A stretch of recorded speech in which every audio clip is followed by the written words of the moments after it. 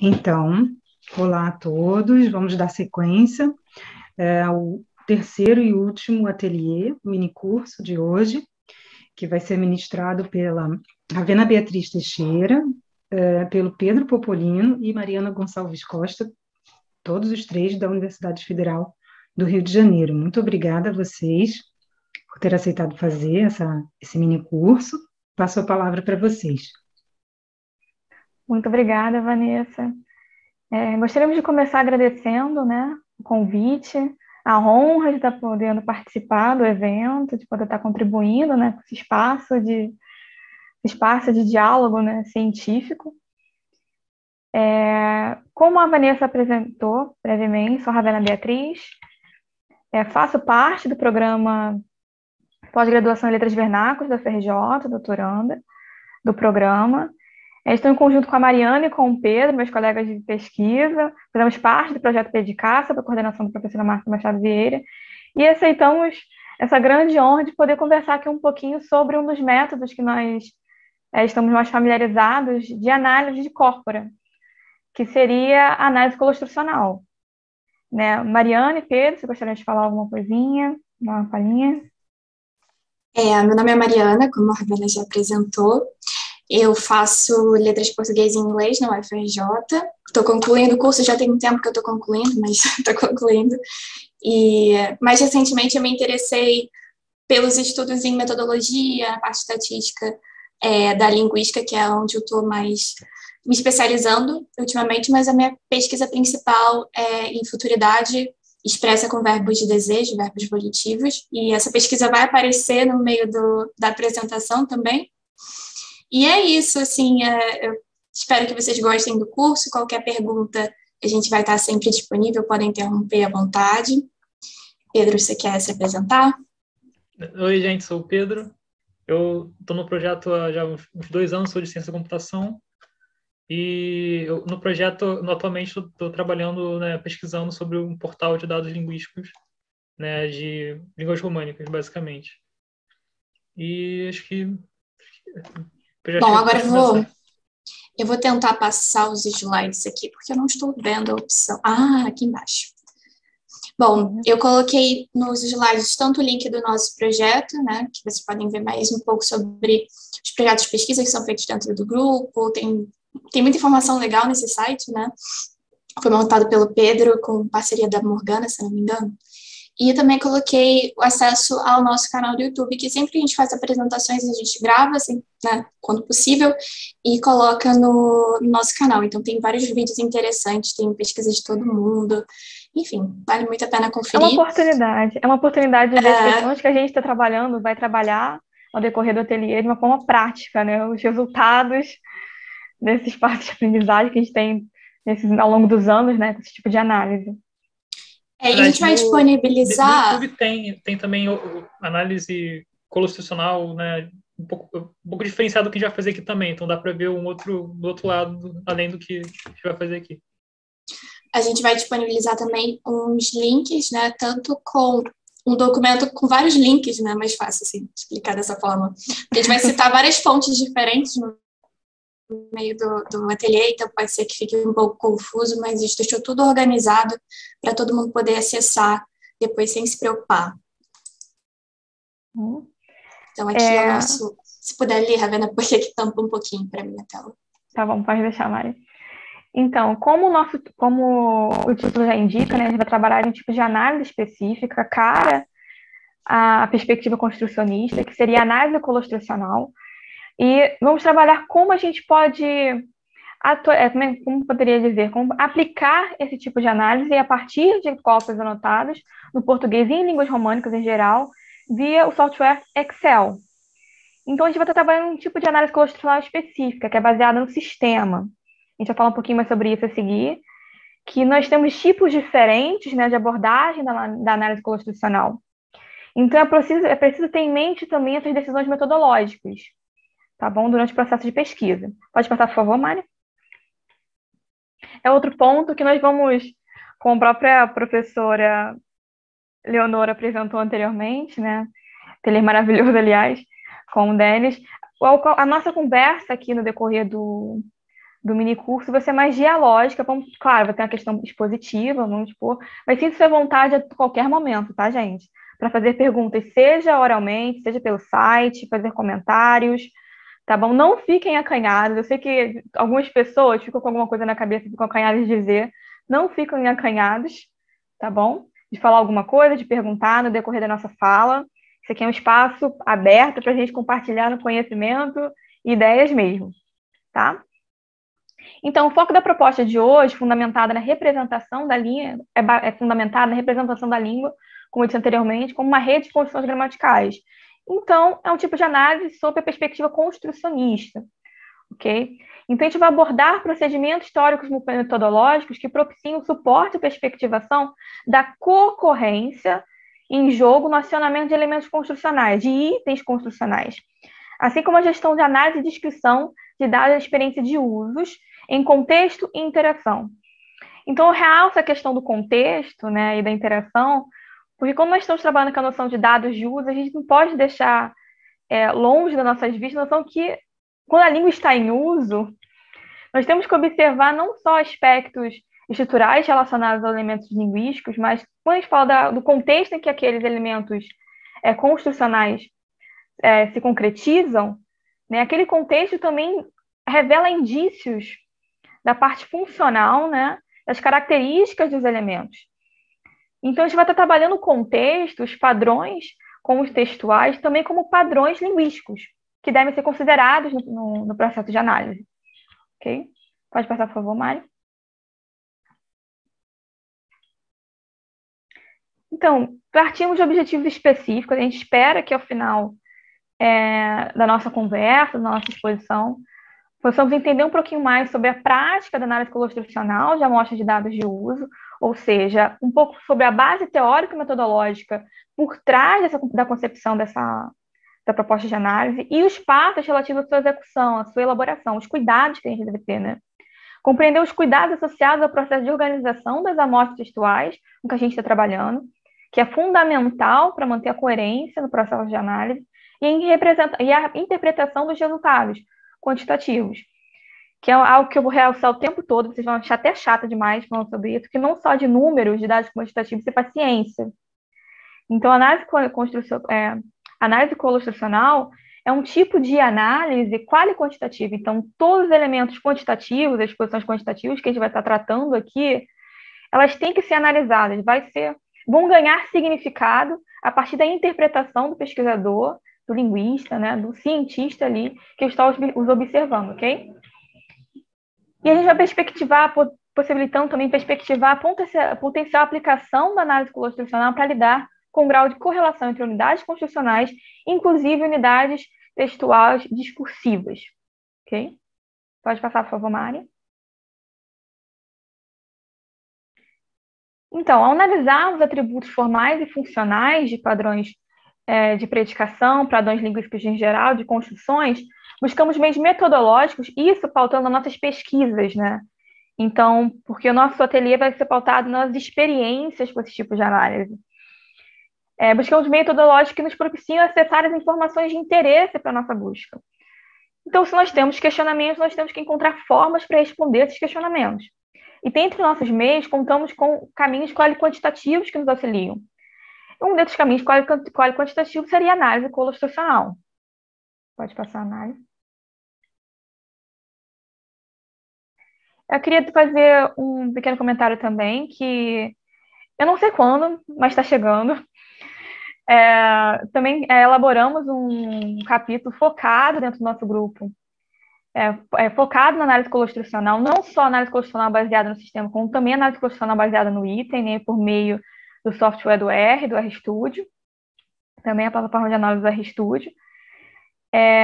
Análise colostrucional a partir de diversas perspectivas, ok?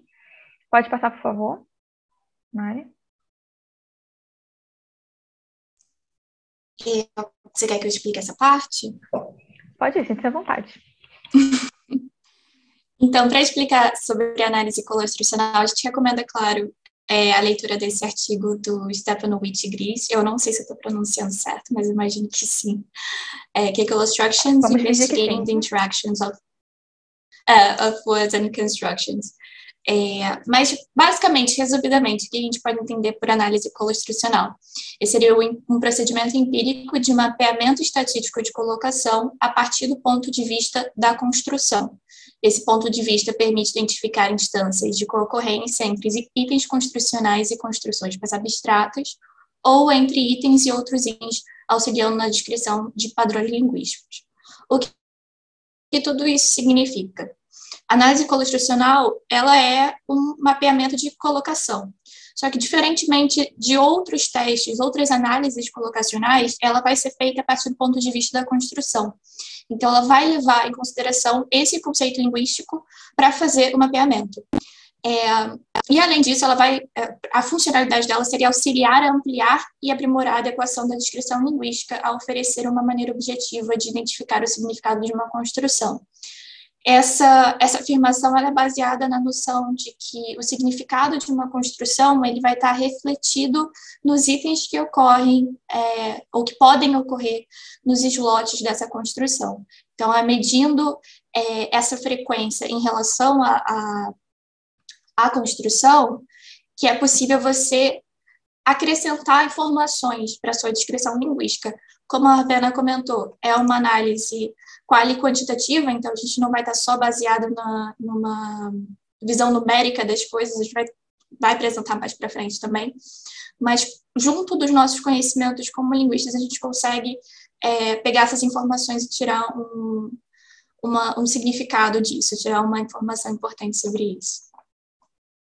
Passar agora o slide. Assim, gente, sempre que quiser interromper, fiquem à vontade. Não estamos brincando, tá, gente? Podem perguntar mesmo. Para algumas pessoas, a análise coloinstrucional pode ser algo que já faz conhecimento, tem algum conhecimento prévio, né, sobre o assunto, e para outras não. Então, vamos partir do básico para tentar chegar ao específico, ok? Então, como a Mariana falou, a análise coloinstrucional, ela está pautada em um tipo de análise pautada na relação de medidas colocacionais, ok? Então, quando a gente fala de análise colocacional, é algo que a maioria do pessoal da área de análise linguística já está familiarizada. Então, a relação das medidas colocacionais permite analisar elementos que são mutuamente associados. Então, a gente está falando aí de associação entre itens. Normalmente, quando a gente está falando sobre análise colocacional, há o estudo da correlação entre lexemas, ok? Entre palavras. Quando a gente fala de análise coloinstrucional, aí a gente muda o viés da nossa análise. Okay? Exemplo, quando a gente trata da relação entre o termo dar e olhadinha, que é algo que muitas pessoas falam no nosso dia a dia, você poderia dar uma olhadinha nisso, poderia dar uma olhadinha naquilo, e tal. Quando a gente está querendo observar se essas palavras, esses elementos são mutuamente atraídos, a gente faz uma análise o quê? Colocacional, tá bom? Pautada simplesmente nessa relação de medidas colocacionais. Então, quais questionamentos podem ser respondidos a partir desse tipo de análise? Se essas palavras são somente associadas e se procurarmos pela combinação dar mais olhadinha em determinado corpus, nós encontraríamos com uma frequência maior ou menor do que esperávamos. Esse é outro ponto-chave, maior ou menor do que esperávamos.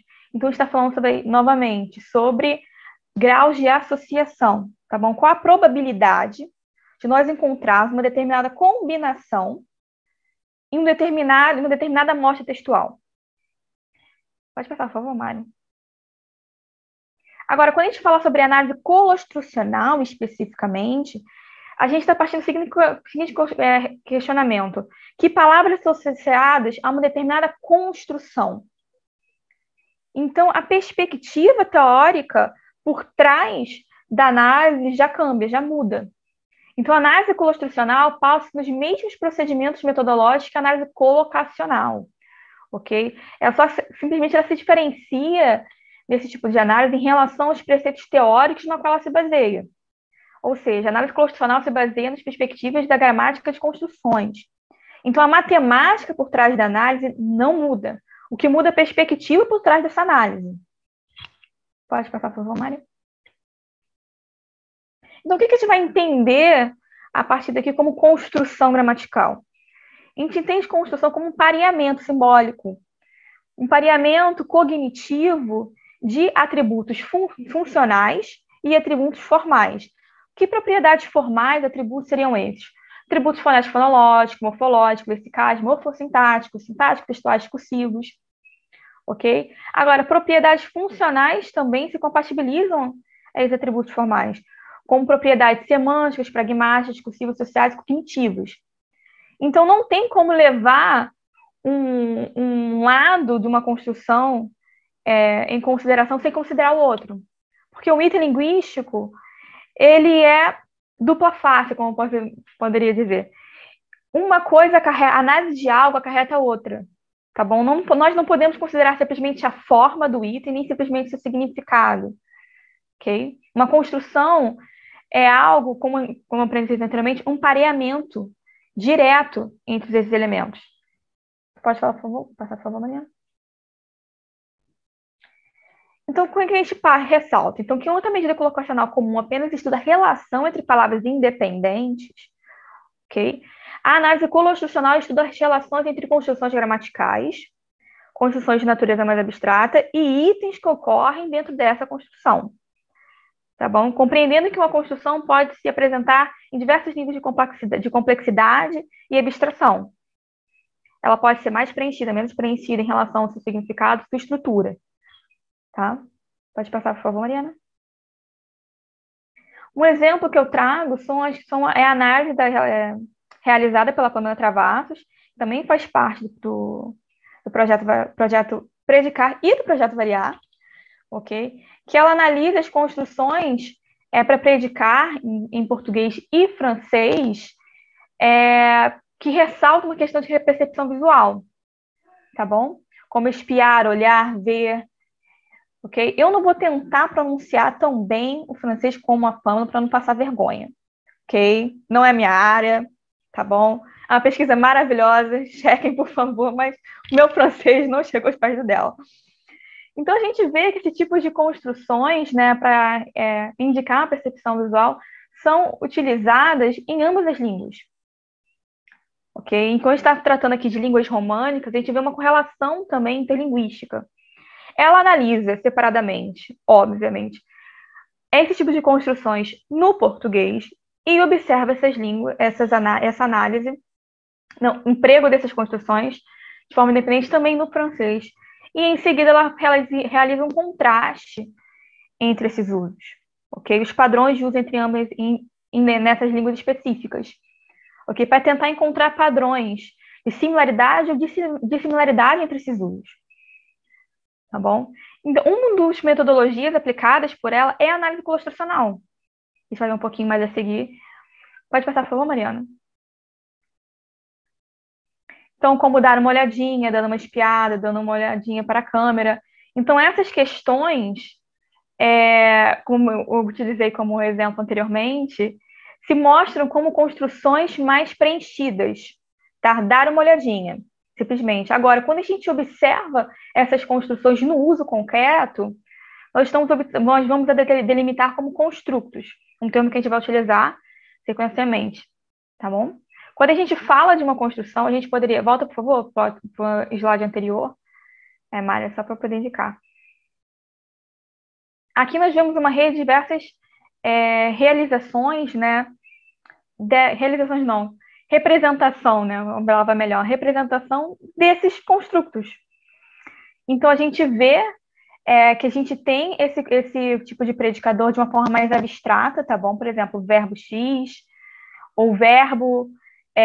mais o elemento nominal, tá bom? E a gente vai tentar observar padrões de uso de elementos verbais e elementos nominais dentro desse tipo de construção, ok? De forma separada por meio da análise construcional. Ou seja, qual é o grau de atração entre esses elementos? Pode passar, por favor, Mariana? Que vai ficar um pouco mais específico quando a Mariana falar um pouquinho mais sobre o objeto de estudo dela. Uma pesquisa também maravilhosa. Só para complementar um pouco, é interessante pensar nessa pesquisa da Pamela. A gente colocou no Drive um artigo da Gil Kahn. Já citei esse artigo 50 mil vezes, que ele é muito bom. Mas ela... é maravilhoso. ela faz análise construcional com a construção make, o verbo no infinitivo depois, e o faire. Eu não sei falar francês, gente, mas enfim, o verbo fazer. Eu nem tentei. No francês também, seguido de infinitivo. E ela usa análise construcional de maneira comparativa entre essas duas línguas. Então, é interessante pensar nessa aplicação também possível. Você pode olhar de diferentes perspectivas, tanto dentro de uma única língua, quanto... Como relação interlinguística. Exatamente. Então, é interessante pensar essa aplicação até na pesquisa da Pamela, que é o que ela está buscando fazer agora. Ela analisa tanto essa construção dentro do português, quanto de maneira comparativa. Pode passar mais, por favor.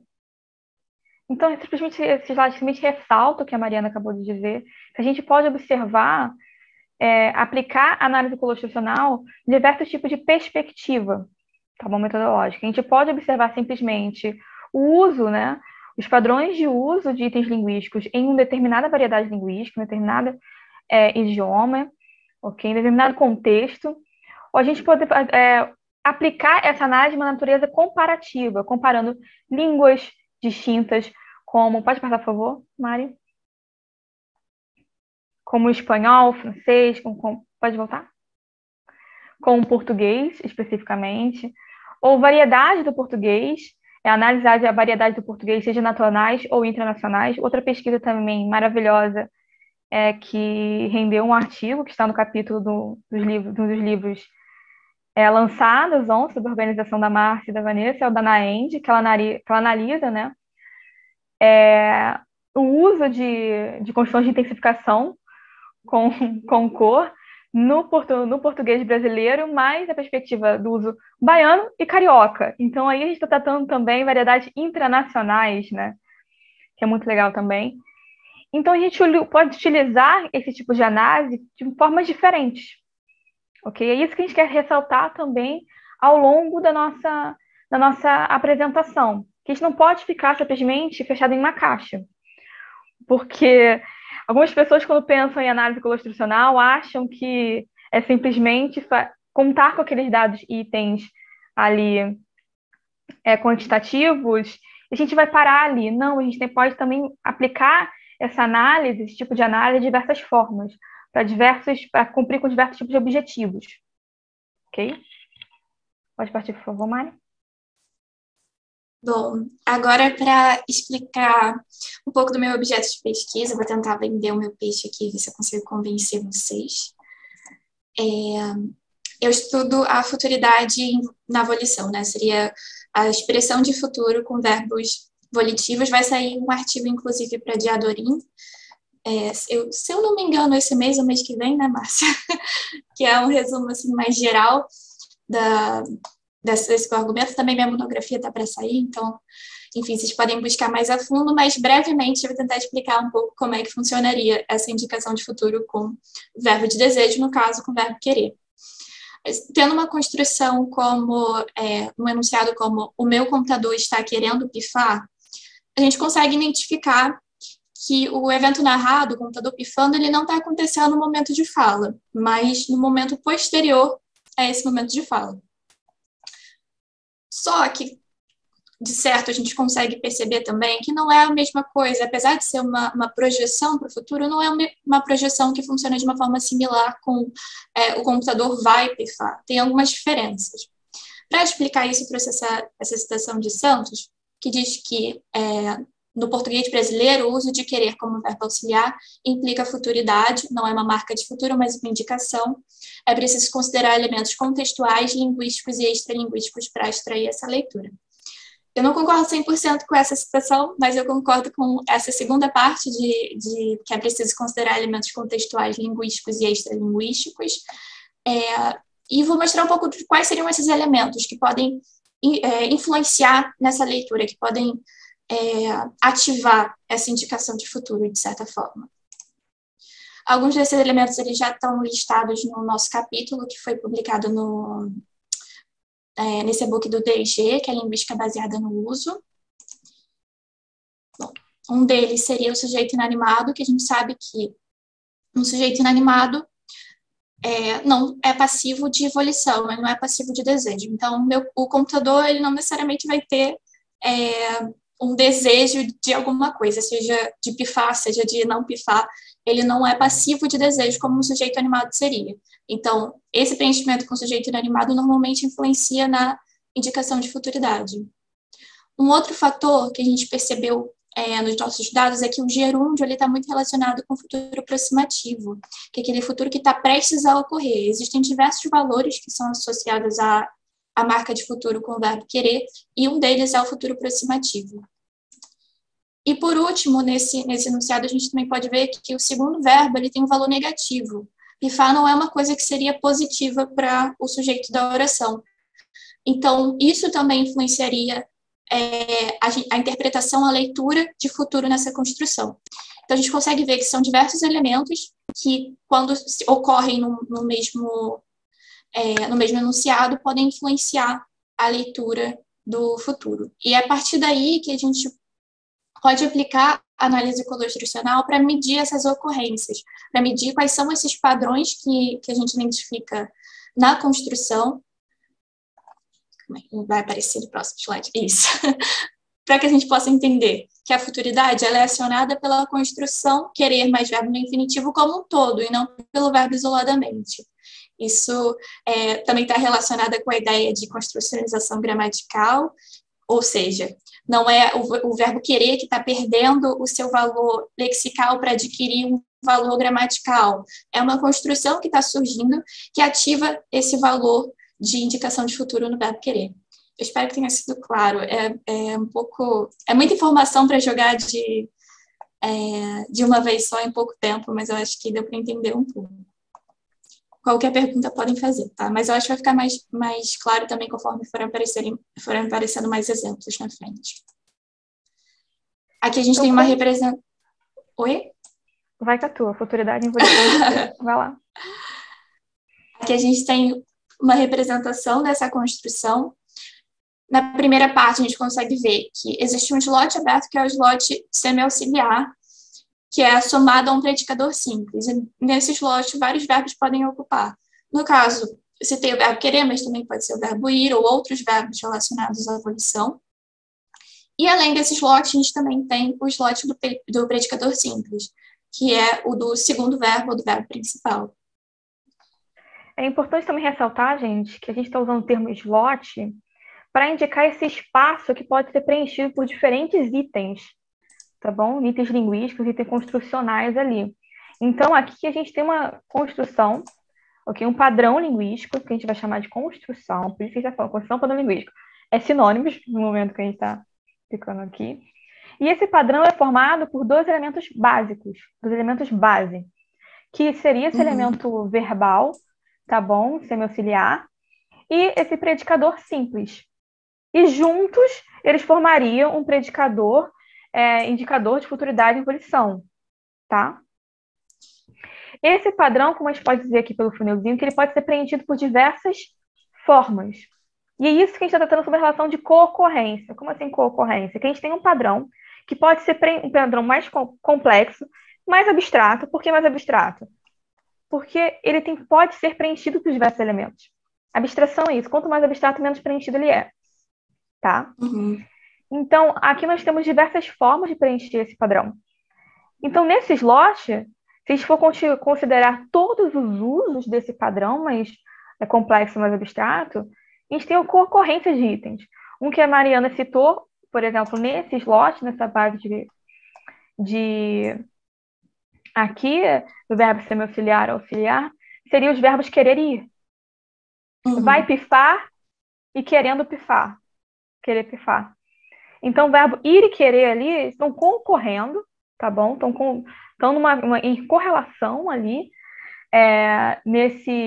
nessa base para poder preencher esse espaço e poder, assim, construir, fazer parte da configuração desse padrão no uso. Ok? Alguma pergunta, gente? Ficou claro isso? Ou ficou muito confuso? Alguma pergunta? Eu vou ficar perguntando o tempo todo, como aquela tia chata? Porque às vezes a gente toma algo como certo, mas para outras pessoas não é assim tão simples.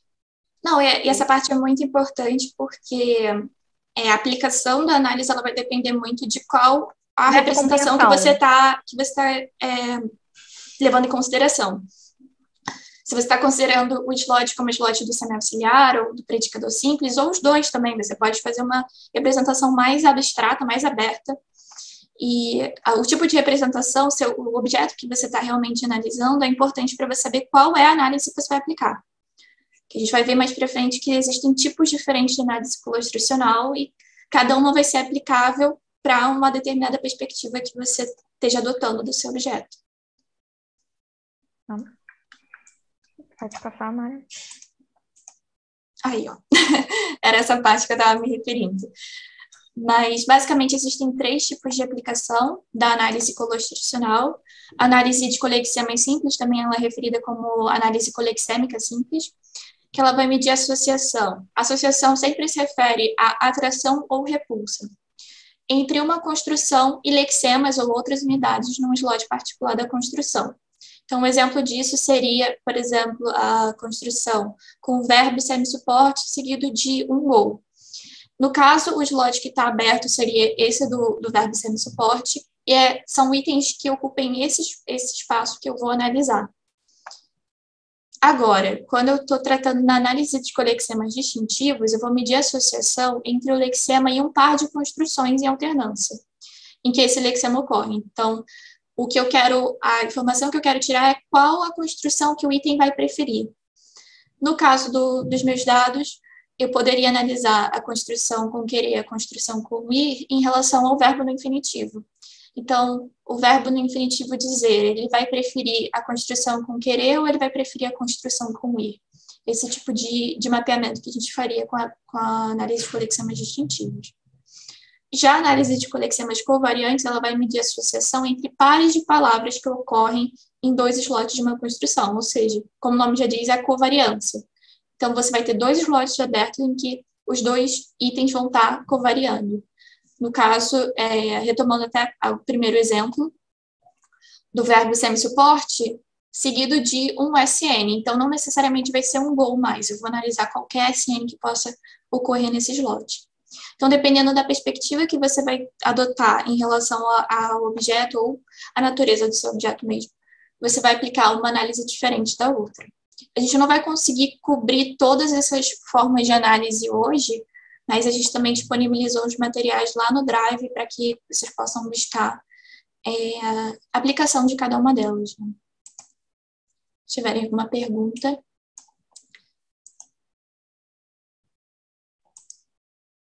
Bom, além disso, tem um ponto muito importante que a análise colustracional ela pode ser aplicada baseada no item ou baseada no sistema.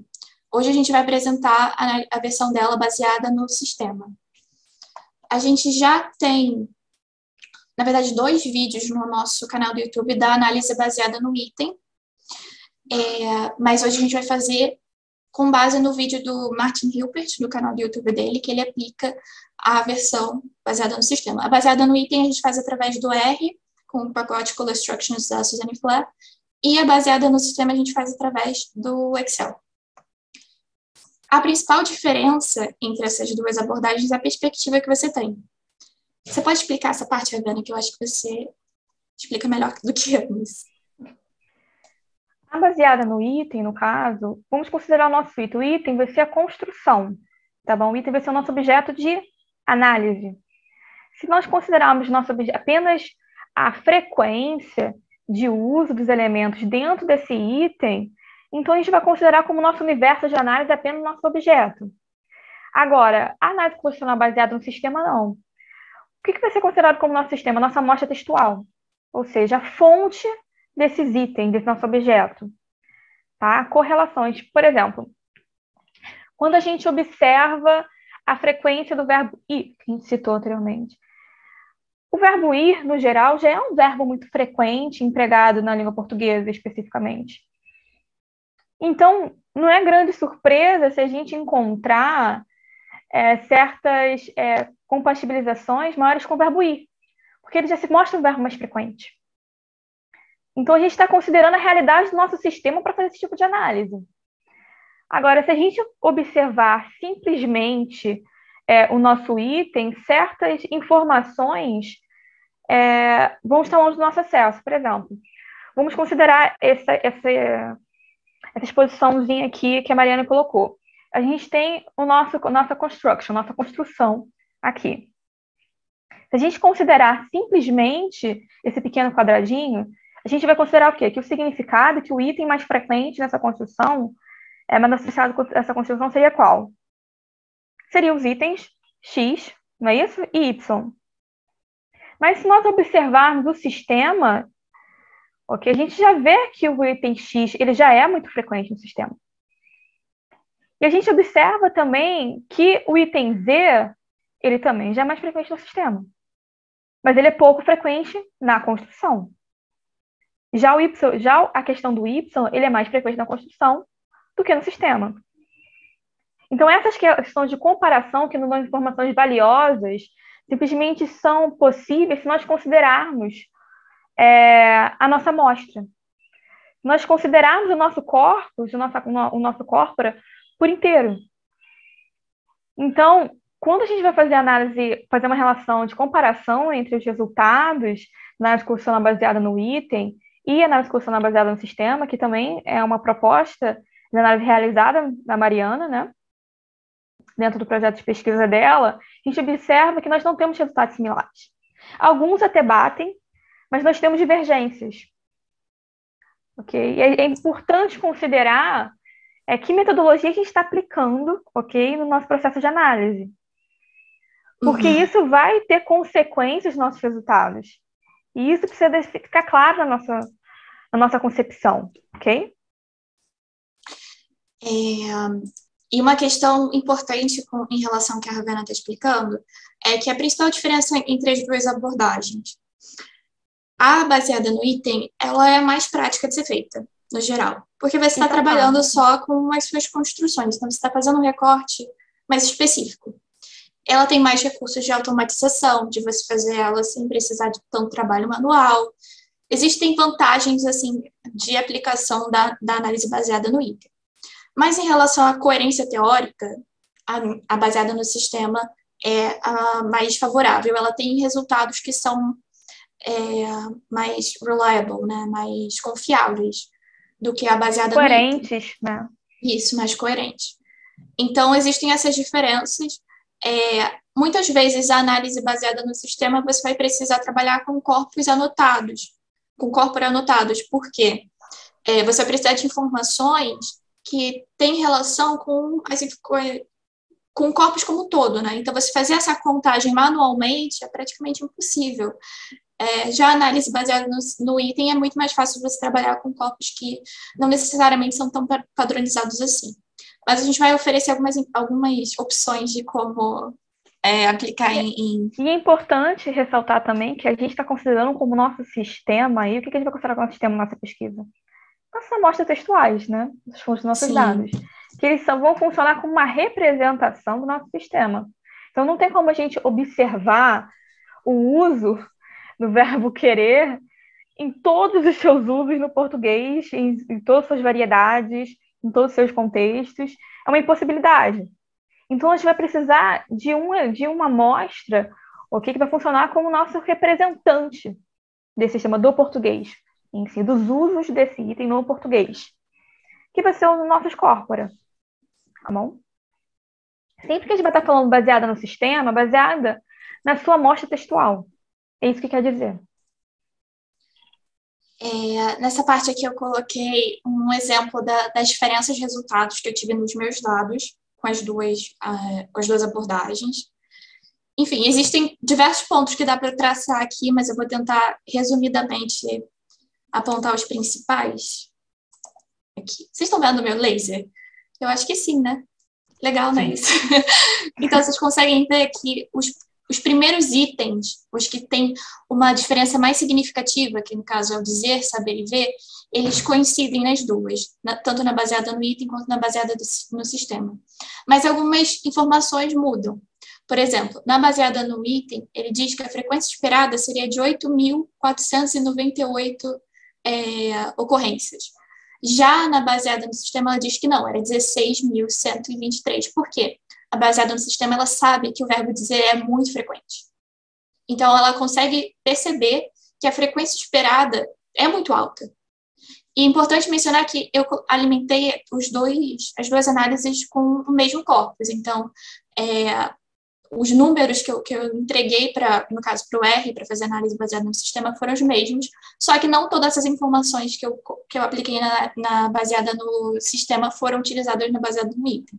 E é importante também ressaltar que quando a gente fala de frequência esperada, a gente está falando de uma conta específica que se relaciona à probabilidade daquele elemento ocorrer na construção.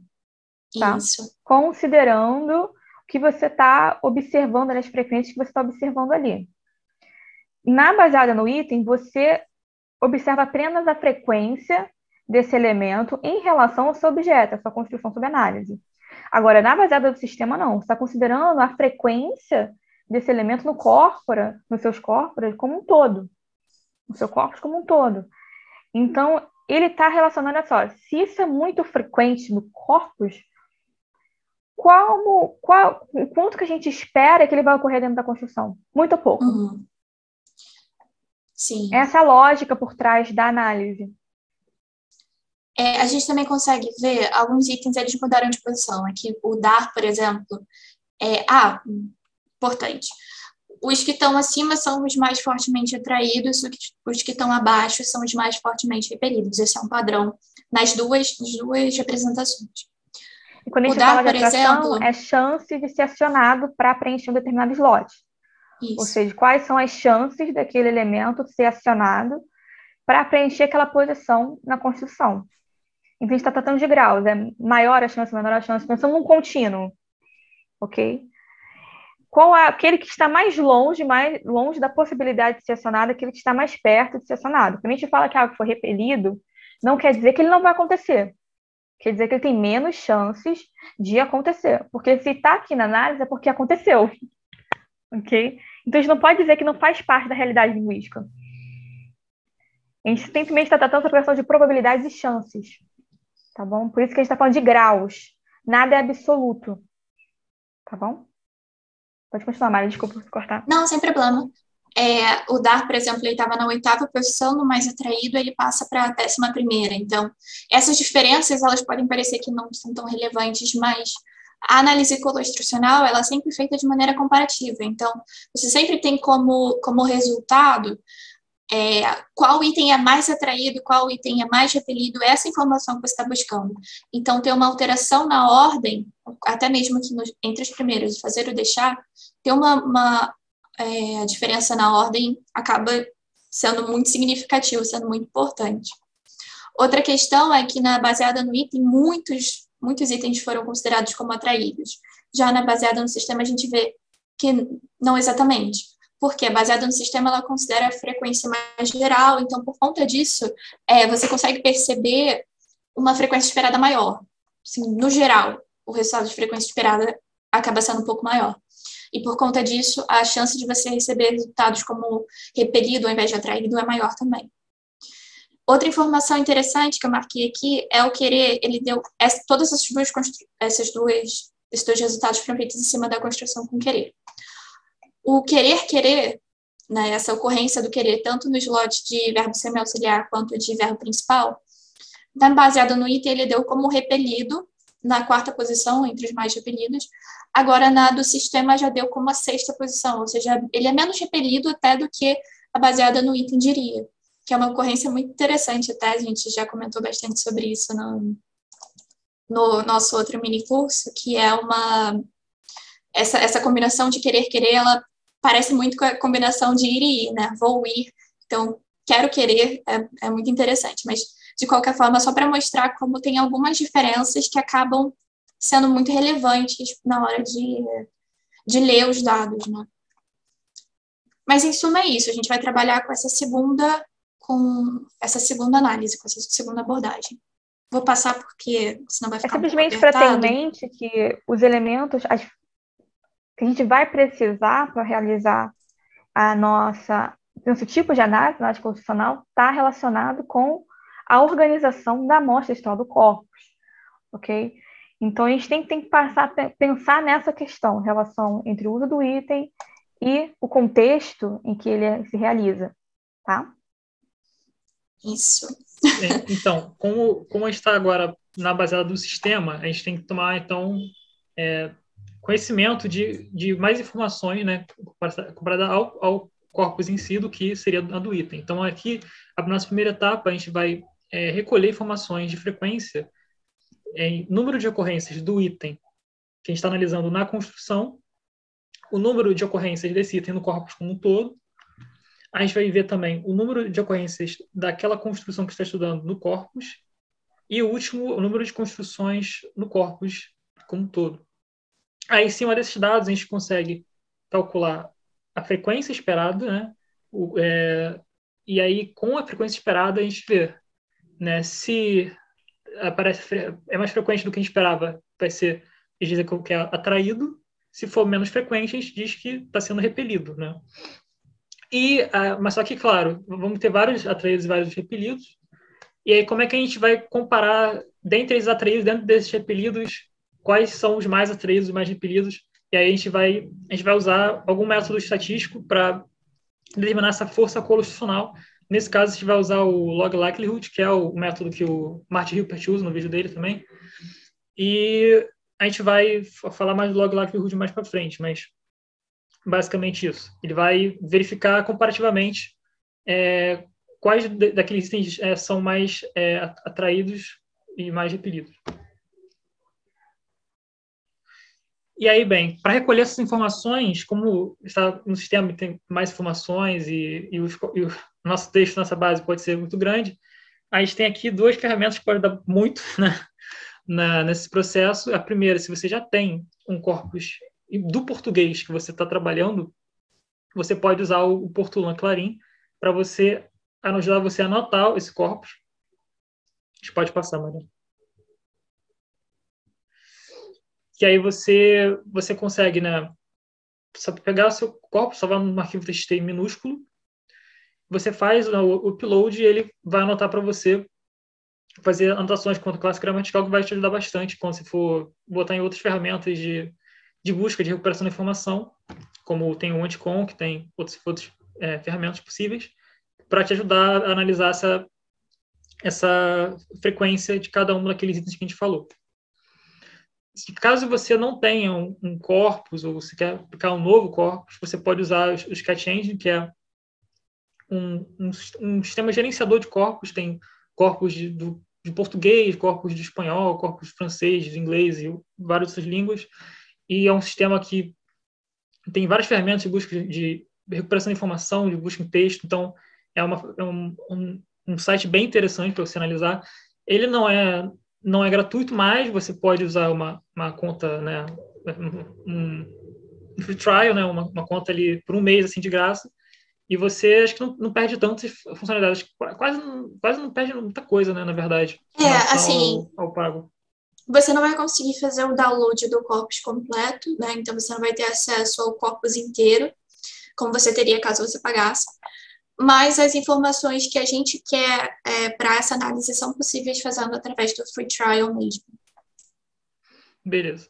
E aí, lá dentro do SketchEngine você pode escolher o corpus que você vai querer. No caso do português, tem vários, né? Mas, se não me engano, o do Web de 2011 é o maior e mais confiável, tem mais de 3 bilhões de palavras. Você vai lá em Concordance e aí você vai fazer, né, a busca por colocações e os itens desejados, né, e vai anotar essas frequências conforme você for fazendo a busca. E aí, para esse tipo para você fazer essas buscas, né, por frequências e tudo, a gente recomendo que você use expressões regulares, né, na verdade, tem algo melhor no SketchEngine, que é o chamado CQL, que é uma linguagem de busca no corpus, que ela vai usar a expressão regular, que é a expressão regular que você vai buscar padrões em texto, só que ela, claro, sendo puramente busca por padrão de texto, você acaba perdendo informações sobre classificação e tudo das anotações que você pode ter no corpus. Então, o CQL incorpora essas informações, né, de busca contando com essas anotações, e isso vai tornar a busca muito melhor. E aí, em cima dessa busca com o CQL, você consegue ver essas frequências. Pode... E aí, o que a gente vai ter? Que a gente fez uma tabelinha aqui que é para ser mais prático, para entender. A gente dividiu, né, item, que não é item, construção, que não é construção, e aí tem os totais, né, do corpus em todo. A primeira informação que eu tinha falado é no item que está lá no canto superior esquerdo, né, o número de vezes que o item aparece na construção. Tem a segunda, que ela é importante, que é quantas vezes encontramos o item no corpus, né? Então, vai ser que está lá embaixo na tabelinha. A C, que é quantas vezes encontramos a construção no corpus, está no superior direito. E, por último, quantas construções, né, a gente tem no corpus, que é a do inferior direito. Essa última, ela é um pouco mais abstrata, né, de você verificar, que você pode, né, porque, assim, construção é algo mais complexo de você verificar quantas existem no corpus como um todo.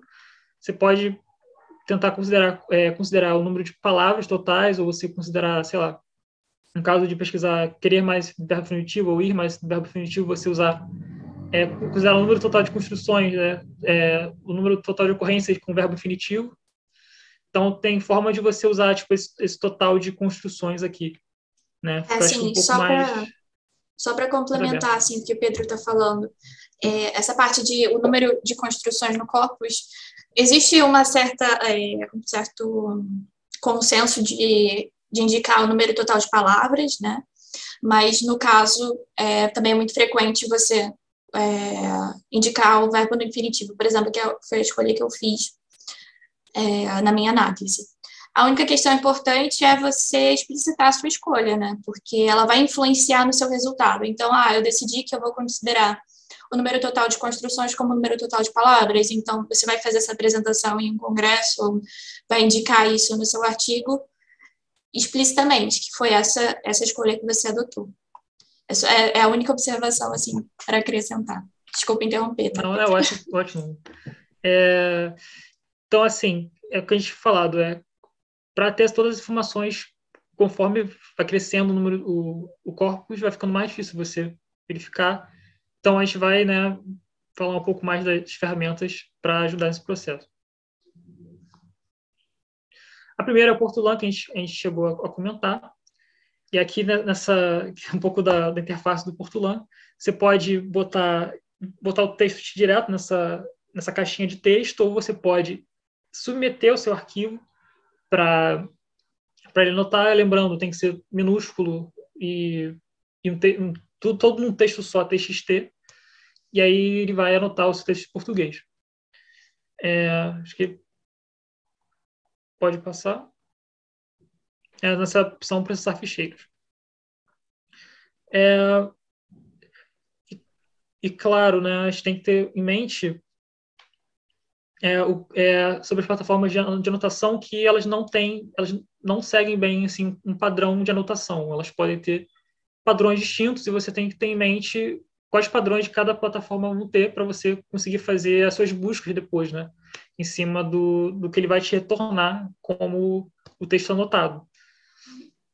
Sem contar que também tem aquela questão dos padrões, como eles anotam, enfim, vai depender de cada plataforma. É bom você dar sempre uma lida antes de você fazer sua busca. É bom também ressaltar que quando a gente está falando de alguma coisa anotada, a gente está falando sobre etiquetas, etiquetar, tá bom? Quando a gente fala que um corpus é anotado, é que cada elemento que compõe aquela amostra textual recebe etiquetas relacionadas à sua categoria morfológica, morfossintática, os elementos. Eles são lematizados, o que ajuda também em questão de buscas, se você está procurando por determinados lexemas, ok? Mas nenhuma plataforma ele segue um padrão de etiquetação específico. Então, por isso que o Pedro está falando para se familiarizar, porque às vezes a gente tem experiências com outras plataformas de dados etiquetados, ok? Quando você vai utilizar outra plataforma, você meio que confunde as coisas. Simplesmente também para dar um pouco de cuidado em relação a isso.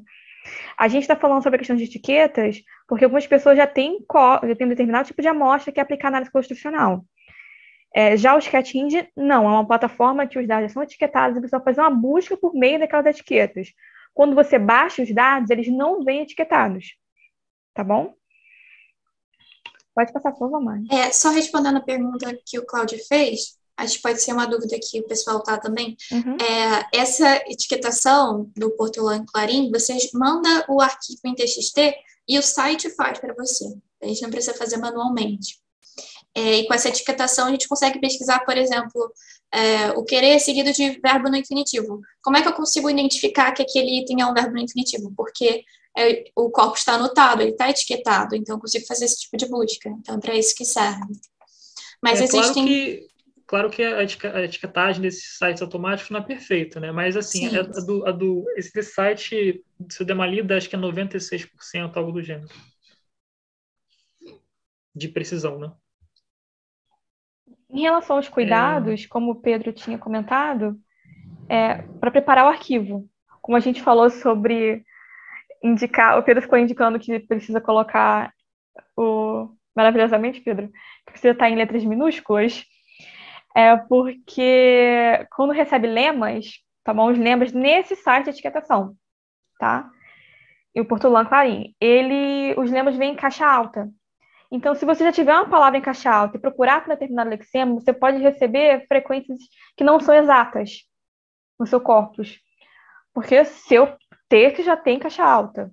Então, são esse tipo de cuidados. Por isso que a gente fala para se familiarizar com as etiquetas, para você não ocorrer esses mismatch, né, esses problemas no processo de busca.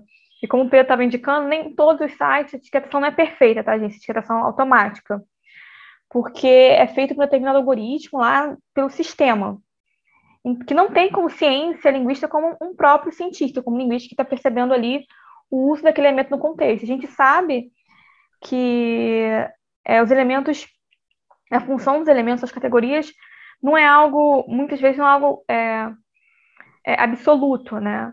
Vai depender do seu uso ali contextual. Então, é algo para se ter em mente, tá bom? Que a gente vai considerar no processo de análise também a seguir. Pode passar, por favor, Mário. Acho que ali também tinha a questão e você também passar do texto do Word para o TXT, você pode salvar como TXT para conseguir mandar, fica também mais fácil, né? Então, tem essas coisas. Mas pode passar. Aí no Sketch Engine, aí você vai aqui um pouco da interface, né? Você vai na busca, você vai selecionar seu corpus, e deve ser o do Português Web de 2011, que é o mais confiável, tem 3 bilhões de palavras. E aí, depois de você fazer essa busca pelo corpus, você vai lá no menu, você vai na aba Concordance, e aí nessa aba Concordance você vai ter vários tipos de busca, e aí aqui a gente vai a mais complexa, a mais completa, né, na verdade, vai ser a do CQL, que vai ser que você vai utilizar uma linguagem própria para buscar em corpus, que é o que eu tinha comentado, né, que usa a expressão regular e outras, considerando, né, as etiquetas. E aí, a partir dela, você consegue ir buscando pela construção que você quer e verificando as frequências. Aí aqui a gente deixou 2 links para ajudar nesse processo.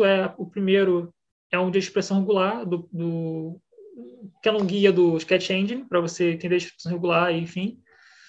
E o segundo, ele é uma explicação das etiquetas que o Sketch Engine vai usar em cima do corpus do português da plataforma deles, né? Também tem um outro material que a gente deixou de apoio no Drive, que acho que o material falando das funcionalidades do Sketch Engine, do que eu me lembro, e falando de expressões regulares também. Esse material, o primeiro, esse que está de expressões regulares, são alguns exemplos, né, de aplicações das expressões em alguns dados do nosso grupo de pesquisa. Já o segundo, ele já tem mais um pouco sobre as funcionalidades, o que você consegue fazer dentro do Sketch Engine, então é um pouco mais amplo, assim, né? Mas, basicamente, pelos guias que o Pedro estava mencionando ali, você consegue fazer. É importante lembrar que a tag, a etiqueta que você vai se referir na sua expressão regular, no seu CQL, ela vai depender do corpus que você está usando. Então, se você usou um corpus diferente, você não vai usar esse segundo link, você vai usar um outro link. que vai estar disponível nas informações do corpus. E uma questão só que eu queria mencionar aqui, que a Carla botou esse link interessante do Tree Tagger, né? Ela falou que não chegou a usar, mas que também é para etiquetagem. Então, a gente consegue ver que tem vários recursos diferentes que o pessoal já conhece. Então, bem interessante, né? Sim. Bom, agora a gente vai falar, tipo, como a gente falou das ferramentas de busca e a gente vai pegando as frequências, mas, claro, esse análise constitucional vai ser um método que a gente vai proceder e a gente vai aqui mostrar uma forma um pouco mais organizada de fazer esse método. É importante botar sempre um cabeçalho indicando as variáveis que a gente vai mexer durante o processo, que vai ajudar a gente a organizar, né, como a gente for preenchendo. A gente botou essa ordem aqui de sugestão, né, que acho que é ideal, que a primeira coluna a gente vai fazer o item que está sendo analisado na Constituição. A segunda coluna, a frequência do item na Constituição, então você vai, aquela busca que você vai pegar. A terceira, a frequência do item no corpus. A quarta, a frequência da Constituição no corpus. A quinta, o número de constituições no corpus. E aí, a partir da coluna F para frente, a gente vai ter já os procedimentos da análise constitucional em cima dos dados que a gente tem à esquerda. Que você é da frequência esperada, do status do item que vai ser atraído ou não, e, por fim, o grau de atração, o quanto é atraído, né, comparativamente. Então, acho que pode passar. É importante dizer também que essa ordem que a gente botou, a gente vai falar de umas fórmulas para frente, mas essas fórmulas que a gente está usando mais para frente vão ter relação com as posições dessas colunas. Então, se você mexer nas colunas, então também tem que tomar cuidado para mexer, né, a diferença ali, trocar as letras das fórmulas que a gente vai ver mais para frente. E aí, bem, a gente vai, como a gente falou, incluir os dados de cada item. Então, a gente tem um exemplo dessa tabela preenchida. Primeira coluna com os itens, abandonar, abordar, abrir. Depois com as frequências. Depois o cálculo da frequência esperada e o grau de atração. Uma coisa que a gente pode passar é que a gente botou na ordem das variáveis que a gente tinha citado lá, né, em ABCD, que vai ser mais prático, né, de fazer análise. Pode passar. É importante lembrar também que a ordem, como o Pedro indicou, é muito importante. Ok? A ordem como você distribui essas informações na sua planilha. Como nós vamos estabelecer fórmulas, essas fórmulas vão estar relacionadas na organização das suas informações na planilha. Então, se você mudar a ordem, você vai ter que mudar a fórmula. Há uma correlação aí. Tá? Pode falar, Pedro. Perdão pelo... Tranquilo. Essa parte é bom frisar mesmo, porque se você mudou a ordem das colunas e você esqueceu disso, você vai ter um resultado totalmente diferente, vai desvirtuar totalmente. Sua forma não vai ser coerente. Okay? Não vai fazer sentido. E aí, bem, agora fazendo o cálculo da frequência esperada. O cálculo da frequência esperada vai ser essa fórmula que vocês estão vendo, que vai ser, né, acho que pode passar, fica melhor no próximo slide. Vai ser a frequência do item do corpus vezes a frequência da construção do corpus sobre o número de construção do corpus. O que isso, de certa forma, significa? Basicamente, se você, né, separar um pouco essa fórmula, você vai ver que a gente vai calcular primeiro a proporção, né, da construção, né, em relação à construção total. Então, a gente vai ter a frequência da construção sobre o número de construção do corpus. Então se a gente tem um corpus 100%, né, a gente tem a construção ocorrendo em 5%, quando a gente for verificar a frequência do item, né, no corpus, quando a gente multiplicar essas frequências, a gente vai ter o que a gente chama do que a gente espera que aquele item tenha dentro da construção. Então, se eu tenho 5% da construção, do total de construções do corpus, e eu tenho, sei lá, o item aparecendo 100 vezes, uma palavra aparecendo 100 vezes, por exemplo, eu vou esperar que ela ocorra 5 vezes na construção. Mas se a quantidade real que aconteceu lá na construção, realmente no que a gente viu no texto, for maior, é porque foi maior do que a gente esperava que fosse, então ela vai ser atraída, né? Então, se aconteceu 10 vezes, quando a gente esperava 5, vai dizer que ele está sendo atraído. Se, sei lá, eu esperava 5, aconteceu 0, eu estaria, tipo, repelido. E aí, acho que pode passar, acho que no próximo falar sobre... Ah, não, é verdade, tem esse detalhe.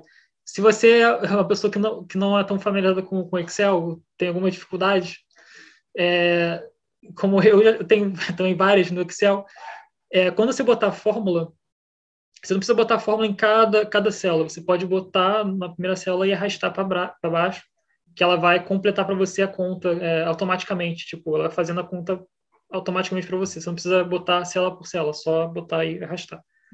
E essa equação, essa fórmula que é indicada na célula inicial, que é arrastada, vocês vão perceber que é uma combinação letra e número.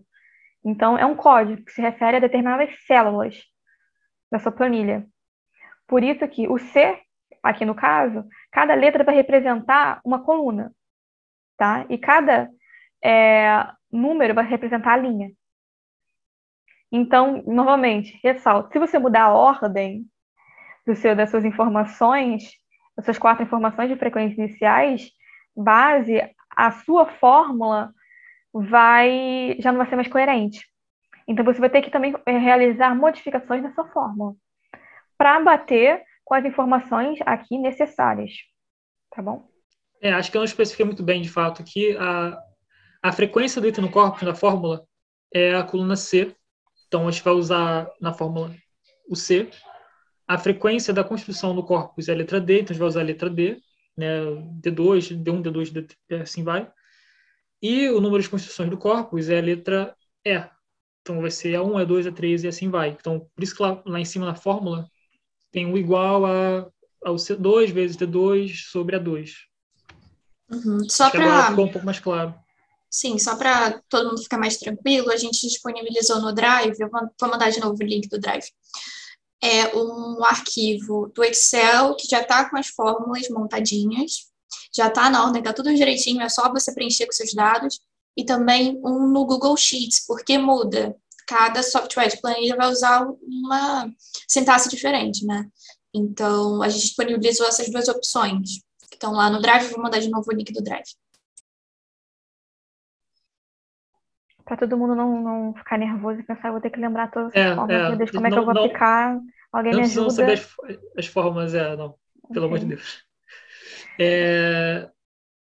Tá, aí a gente vai ver para configurar a coluna, né, do status da atração ou não, né, da reação à construção, com aquela questão que eu tinha falado, né?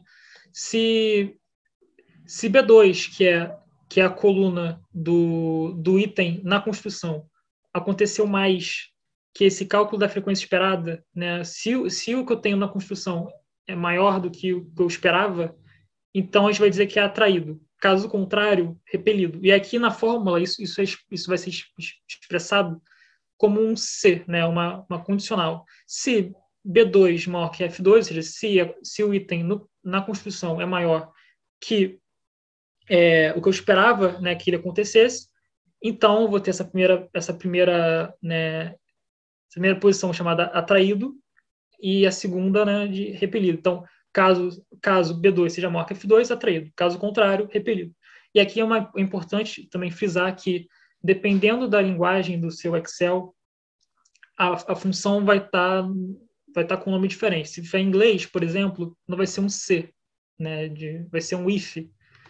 E se você estiver em outro sistema de planilha, também as funções vão mudar. Então, você tem que verificar no outro sistema de planilha qual é a função que é equivalente a essa também. Mais alguma coisa? Acho que ficou claro, né? Essa parte da condição. Alguma dúvida, gente? Bem, então vamos lá. E aí, a versão final da planilha vai ser algo desse tipo aqui. No grau de atração é o log likelihood, depois mais frente vai falar. a fórmula vai estar lá na planilha que vai ser disponibilizado. Não é uma fórmula bonita, então, de fato, assim, não é algo para ser gravado, tá? E é bom sempre, né, tomar cuidado aplicando. É importante a gente falar essas formas para vocês entenderem, tá, gente? A gente está disponibilizando para facilitar o processo, mas não adianta aplicar o processo sem entender o que está por trás daquela formulação porque conta por quantitativa ali. conta é só brincadeira, né? Só conta. Tem que ter pode ser que vocês precisem adaptar uma das fórmulas. Todo mundo aqui, né, passou por problemas na hora de aplicar nos dados, é super normal, não é problema com vocês, é só realmente muita coisa, principalmente na parte do log likelihood. A parte do log likelihood, ela é mais extensa, e um problema que normalmente aparece, pelo menos apareceu muito com os meus dados, é que o Excel ele não identificou a referência que eu fazia à célula. Então, às vezes, eu tinha que fazer manualmente. Então, quando eu botava B2, ele não identificava que eu estava tratando da célula B2. Aí, eu clicava na célula e ele fazia. Quando ele identifica, ele muda a cor. Então, é fácil de identificar dessa forma. Às vezes, ele também diz para você qual é o problema que está tendo para ele rodar aquela fórmula. Então, o Excel, assim, consegue te ajudar um pouco, só que é uma fórmula extensa, complexa, então, às vezes, aparecem alguns probleminhas. Mas seguindo, assim, as instruções que a gente está dando, provavelmente vocês vão conseguir se virar. E qualquer coisa, claro, a gente está disponível. E tem certas incompatibilidades, às vezes, da forma com o seu software utilizado. Tá bom? Como a Mariana indicou. Para aqueles que utilizam, por exemplo, o próprio Excel, só que em outra língua, por exemplo, em inglês, a fórmula também muda. Há mudança em relação à fórmula. Tá bom? Então, a gente precisa adaptar para nossa realidade do uso ali, em alguns casos. E quando a gente está falando, por exemplo, o Google Planilhas, também tem um documento disponibilizado pela Mariana no Drive, no Google Planilhas, para vocês verem também que há mudança nessa fórmula quando a gente está trabalhando com esse software online. Tá? O processo da fórmula é aquele, são esses. Tá uma ideia por trás. Mas, às vezes, a codificação, a sintaxe da fórmula muda. Porque os dois... o software utilizado. Desculpa, Ravena, achei que você tinha terminado. Não, perdão, os dois que a gente disponibilizou foi em português, tá? Então, caso vocês estejam em inglês, vai mudar um pouco. Inglês, francês, o pessoal tá muito chique aqui, de várias nacionalidades. Ok, pode mudar um pouquinho, tá? Em específico. Então, por que a gente deveria estar interessado em colocações específicas em determinada construção? Então, para que serve, de fato, a análise colustracional? Porque a parte quantitativa da aplicação, faz sentido. Legal, também um grau de atração entre os elementos, construções e elementos. Mas por que observar isso? Pode passar, por favor, Mari. Então, se a gente parte da noção que uma construção linguística se mostra como um padrão de uso, os padrões de uso não são aleatórios, eles são repletos de significado. Okay? O significado das construções se reflete nos itens com os quais tipicamente ocorrem.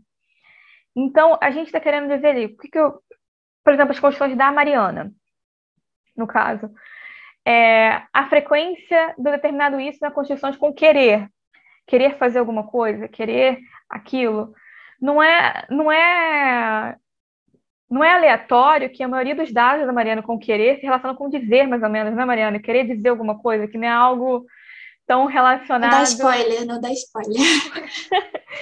Tô dando spoiler dos resultados. Mas, porque está relacionado à questão de volitividade. Então, o fato daquele item ser mais associado a um determinado slot da construção está relacionado também ao significado base daquela construção. Então, para você acessar o significado da construção, você precisa também observar os itens que ocorrem naquela construção. Ok? Pode passar, por favor, Mariana. Então, quando a gente fala sobre esses padrões de uso, seria uma janela para a nossa gramática, né, que a gente pode chamar de constructicon, para quem conhece mais esse termo, a gramática de uma determinada língua. Então, as preferências de acionamento de um item construcional reflete como os padrões gramaticais se encontram estocados na gramática dos usuários da língua, tá bom? E possibilita aprender como se dá a relação de alternância e variação entre elementos gramaticais. Se a gente está falando, novamente, ressalto, se a gente está falando sobre questão de concorrência e de correlação, e de itens, não é acaso que a gente também pode aplicar esse tipo de análise para tratar de questões relacionadas a fenômenos de variação, fenômenos de alternância, tá?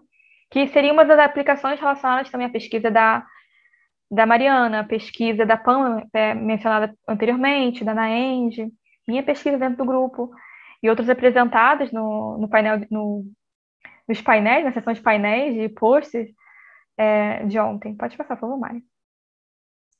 Só perguntar uma coisa, uma colega que está assistindo disse que não teve acesso, não conseguiu acessar o Drive pelo link. Vocês podem tentar, porque se não conseguir, eu vou ter que gerar um link diferente. Conseguiram? Conseguiram? Ok. Tá, então depois eu vejo com ela exatamente o que aconteceu. Obrigada, pessoal. Obrigada.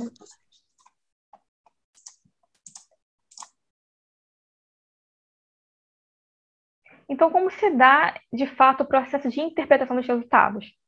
Novamente, eu destaco.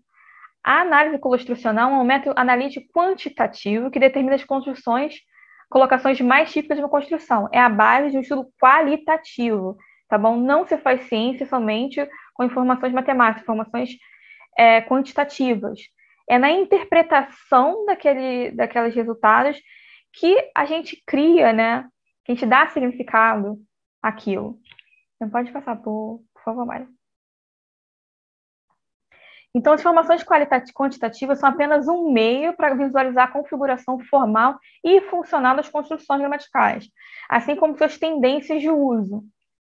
Ok? Sem relação às tendências de uso, está muito relacionado também à correlação entre emprego de padrões linguísticos e sua correlação com determinados contextos, né? Porque esses itens não se concretizam ao acaso, eles não se concretizam no vácuo. Eles têm um determinado contexto de uso ao qual eles se correlacionam. Pode passar, por favor, Mária? Bom, nessa parte aqui a gente trouxe um exemplo, assim, um recorte dos resultados, e a gente queria que fosse uma parte mais prática, né? A ideia do ateliê de que vocês participassem. Então, antes de eu dar qualquer tipo de interpretação minha, queria abrir para a interpretação de vocês. Claro, auxiliando a leitura, como é que funciona? A informação que vocês vão precisar ver. Se ele é atraído à construção com querer ou não, ou se é repelido. E aqui é a força. Os que estão acima são com maior força, seja de atração, e de baixo seria o de repulsa, né? Então, aqui em cima, os itens que ficaram em amarelo foram os atraídos, em vermelho, os repelidos. Aí eu gostaria que vocês criassem hipóteses, assim, do que vocês acreditam que dá para interpretar desses resultados. Eu vou colocar aqui uns balõezinhos para tentar ajudar a pensar. Podem até responder pelo chat, uma coisa muito rápida, mas quando vocês pensam Sim. assim, querer, por que vocês acham que querer dizer é aquele mais frequente de uso? Dizer é mais associado ao querer. Querer dizer, querer saber. Por que vocês acham que é mais frequente? Assim, eu em coloquei... relação a querer ocorrer, em relação a querer acontecer. Eu coloquei alguns balõezinhos de perguntas que podem ajudar vocês a pensarem nessas hipóteses, né? O que é possível perceber de comum em relação aos verbos atraídos e quanto aos verbos repelidos. A gente pode considerar os traços semânticos, por exemplo, ou se entre essas colocações é possível identificar alguma expressão idiomática, ou seja, alguma expressão que é mais fixa, que tem um uso diferente, que não seja necessariamente composicional. Não é o primeiro item e o segundo item que dá o significado, é essa junção das duas. Deixar em aberto um pouco. Pessoal, todo mundo com receio, não vou falar respondendo o chat, não quero falar besteira. Não tem resposta errada, né? Pensar, estou cansada, estou das 8 horas participando dos ateliês, todo mundo cansado, querendo pensar. Gente, eu tenho uma hipótese, mas não sei se é isso. Será que tem alguma coisa a ver com quando a gente reformula, assim, o que eu quero dizer? Sim, isso é um dos usos que a gente... Sim, exatamente. Então, a gente tem uma expressão, né, que é com querer dizer, como um marcador discursivo, né? Então, não quer dizer tal coisa. Mas também tem um outro significado. Além desse marcador discursivo, tem um outro também. Uma outra expressão idiomática, digamos assim, como querer dizer. O que você está querendo dizer com isso, Mariana? Exatamente. Você pode utilizar o querer dizer no sentido de significa. O que isso significa? O que isso quer dizer? Né? Então, exatamente, desde significar. Então, ele aciona esse significado que não é composicional. O querer dizer, eles não estão juntos criando esse significado. Ele se torna uma expressão cristalizada, de certa forma. Então, isso tem duas ocorrências. Que a gente está falando de fenômenos, desculpa eu falar para você, Mariana, mas só para ajudar na compreensão, a gente está falando de fenômenos que se correlacionam aí. Então, quando a gente faz uma pesquisa quantitativa, a gente vai buscar lá, olha só, a junção, por exemplo, os catins. Eu quero ver quantas vezes querer mais dizer ocorrem no corpus. Aí ele vai te dar essa frequência. Quantas vezes querer mais dizer ocorre no corpus. Ok, você tem essa frequência. Agora você quer... Mas isso quer dizer que todas as vezes que querer e dizer ocorre no corpus é necessariamente uma concretização do padrão linguístico que eu estou pesquisando? Da construção que eu estou pesquisando? Não. Sim. E é interessante você observar que a frequência encontrada do item na construção, que é essa daqui, 198.000, comparado com a frequência esperada, que era 16.000, é mais que 10 vezes maior. Então, assim, ele é extremamente atraído. Por quê? Como a Vanessa mencionou, tem um marcador discursivo, como a Daisy mencionou, tem uma expressão cristalizada, né? Com o sentido de significa. Então, tem essas duas ocorrências que não estão necessariamente relacionadas com o fenômeno que eu estou analisando, que vão influenciar nessa colocação, na frequência maior dessa colocação. A gente vai ver mais para frente também que o querer saber, o querer ver, ele também passam por processos parecidos. Vocês conseguem ver algum padrão em relação aos verbos repelidos ou ninguém quer tentar nada? Ninguém quer tentar arriscar? Eu acho que a gente pode passar, por questões de tempo, a gente pode Tá, então tá. ir mais a fundo.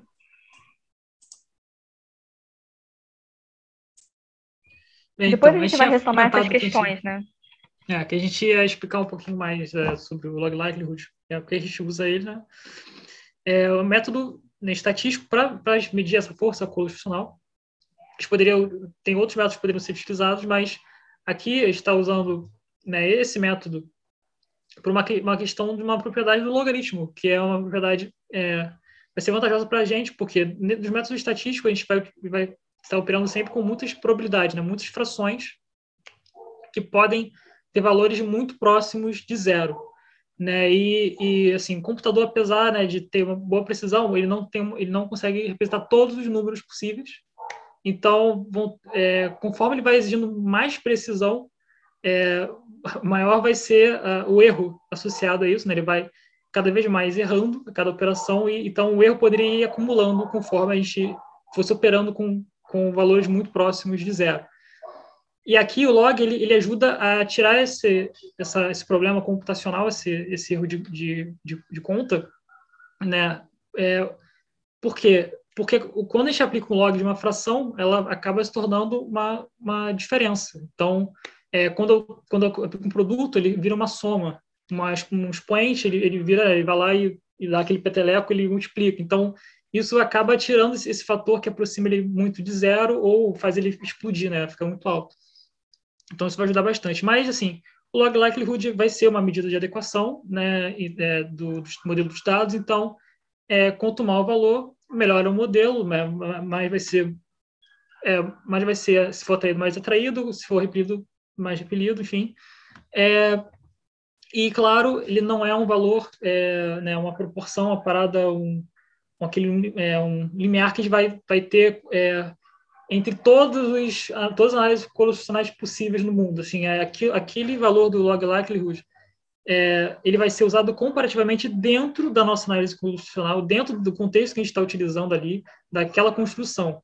Então, se sei lá, tem 5.000, o valor do log likelihood de 5.000 em uma análise e 5.000 em outra, eles podem ter forças muito distintas, ele não tem relação em contextos diferentes, só dentro de um mesmo contexto. Então, dentro do mesmo contexto, você vai usar o log likelihood para comparar, né, a força entre eles. Sim, porque... você quer terminar? Desculpa. Não, eu só comentar que tem outro método também de estatístico, que é o de Fisher, exato de Fisher, só que ele é mais difícil de você implementar ele bonitinho, certinho, né? Então, acabam usando muito esse, basicamente. Não, então, por que a gente trouxe isso? Eu sei que é esquisito ver essa equação, coloquei essa equação aí só para assustar todo mundo, mas é porque na hora de você ler o resultado, você precisa entender mais ou menos a lógica que está passando por trás da escolha desse método, né? Então, algumas questões importantes. Primeiro, por que a gente está aplicando o logaritmo nessa conta de probabilidade? Para evitar problemas como underflow, overflow.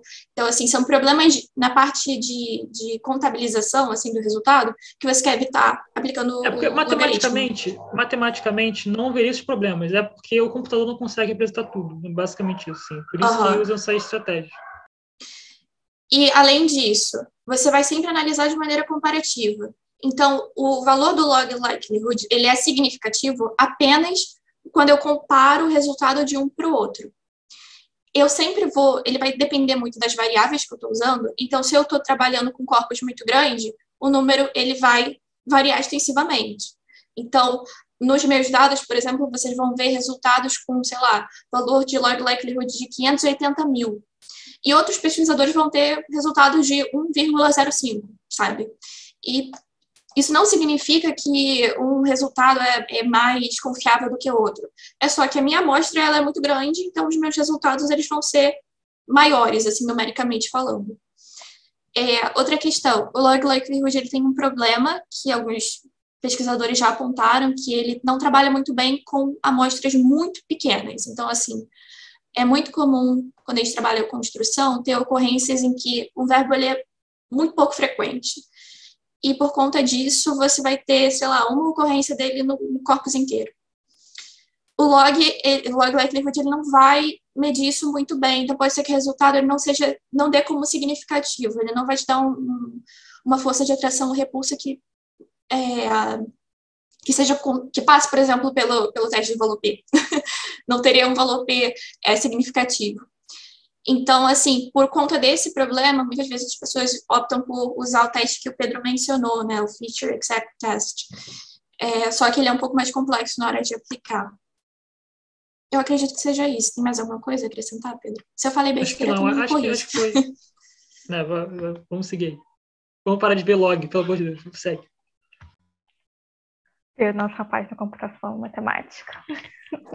Bom, gente, como a Ravena havia mencionado, a gente está propondo aqui uma análise quali-quantitativa, né? Então, a gente não está só pegando o resultado da análise quantitativa e jogando no meio do artigo, a gente vai fazer uma leitura. E essa leitura que a gente está propondo é baseada no trabalho da Jill Kahn. A gente colocou o artigo lá no Drive, eu sei que ninguém aguenta mais eu falando dessa mulher, mas esse texto é realmente muito bom. E o que ela diz é que tem esse problema da análise conjuncional porque ela está pautada em formas e não em sentidos, o que propicia ocorrências em que a mesma forma corresponde a diferentes sentidos ou seja considerada como o mesmo item pela simplificação inerente a esse tipo de análise. O que isso significa? Lembrando daquele exemplo que a gente tratou do dizer, o querer dizer como marcador discursivo, ele não tem o mesmo sentido do querer dizer atuando num enunciado de marcação de futuro. Só que como a análise constitucional ela vai considerar apenas a forma, ela vai entender como o mesmo item. Então, se você não fizer uma abordagem qualitativa dos dados, você acaba expondo uma leitura que não necessariamente represente bem o seu fenômeno. Então, a Jill Kahn, ela propõe que, para suprir essa necessidade qualitativa de análise, você faça uma investigação das ocorrências dos itens em contexto, ou seja, você vai até o seu corpus e vê realmente como é que aquele item está sendo usado, ler realmente as ocorrências, e segundo, a classificação desses itens em classes semânticas, de maneira que possamos interpretar os resultados da análise considerando o significado. Eu vou mostrar um pouco de como seria a aplicação dessa segunda parte, mas seria muito similar à abordagem multifatorial, né? Você vai classificar de acordo com fatores que você identifica, né, nos seus dados, então, que você acredita ser relevantes. Então, agentividade, por exemplo, a volitividade, enfim, fatores que você acredita que possa influenciar, que você possa criar classezinhas dentro dos seus dados para procurar esses padrões, né? Então, assim, mostrando um pouco como isso aconteceria, os 3 itens mais frequentes, né, mais atraídos para a construção com querer foi o querer dizer, o querer saber e querer ver. Como a gente já havia mencionado, tem a atuação do querer dizer como marcador discursivo e como expressão verbal com sentido de significa. Eu não vou ler os resultados, os dados de todos por causa do tempo, tá? Mas a gente vai disponibilizar esses slides lá no Drive de qualquer forma. O querer saber, ele também atua como marcador discursivo, como quer saber, esquece, meu tempo é mais valioso que isso. E o querer ver, ele também é uma expressão idiomática. Então, comecei a ouvir música, já já um abençoado manda áudio, quer ver só?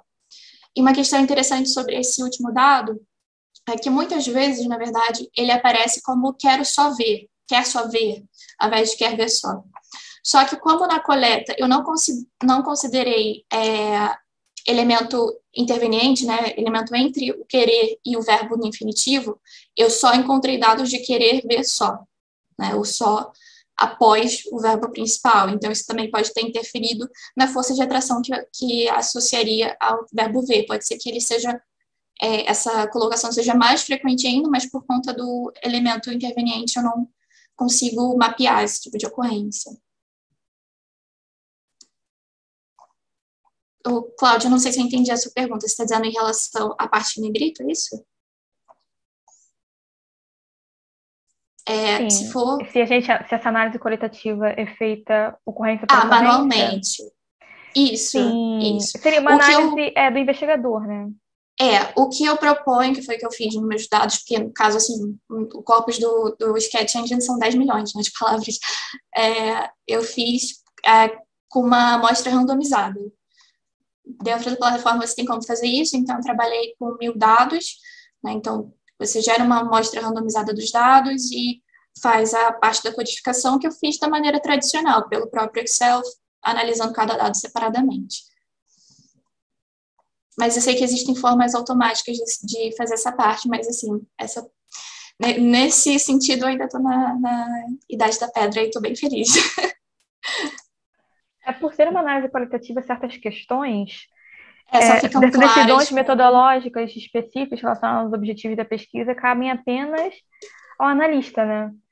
Porque dependendo do seu interesse, e às vezes observando, fazendo esse processo que a gente chama de triagem dos dados, a gente consegue observar outros fenômenos que também podem estar em jogo ali, que também podem ser do nosso interesse, para tentar entender os padrões, que podem influenciar em outras questões. Então, talvez o uso, isso aí criando hipóteses, perdão se estou falando besteira, Mariana, porque não são os meus dados, mas, por exemplo, talvez o uso recorrente desses marcadores discursivos, querer dizer, querer saber, também podem ter influenciado o uso dessa construção de volitividade, né? Questão de volitivo.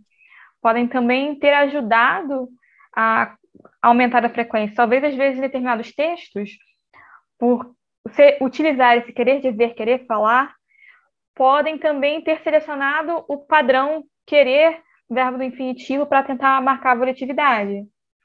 Então, essas questões também podem ser levadas em consideração na análise. No caso dessas construções, chamar de construções cristalizadas de uma forma mais geral, eu isolei elas na parte do tratamento multifatorial, porque, por exemplo, um dos fatores que eu estava analisando era o sujeito, se ele era animado ou inanimado. E na maioria das vezes que apareceu o sujeito inanimado com o verbo querer, era na construção com querer dizer no sentido de significa.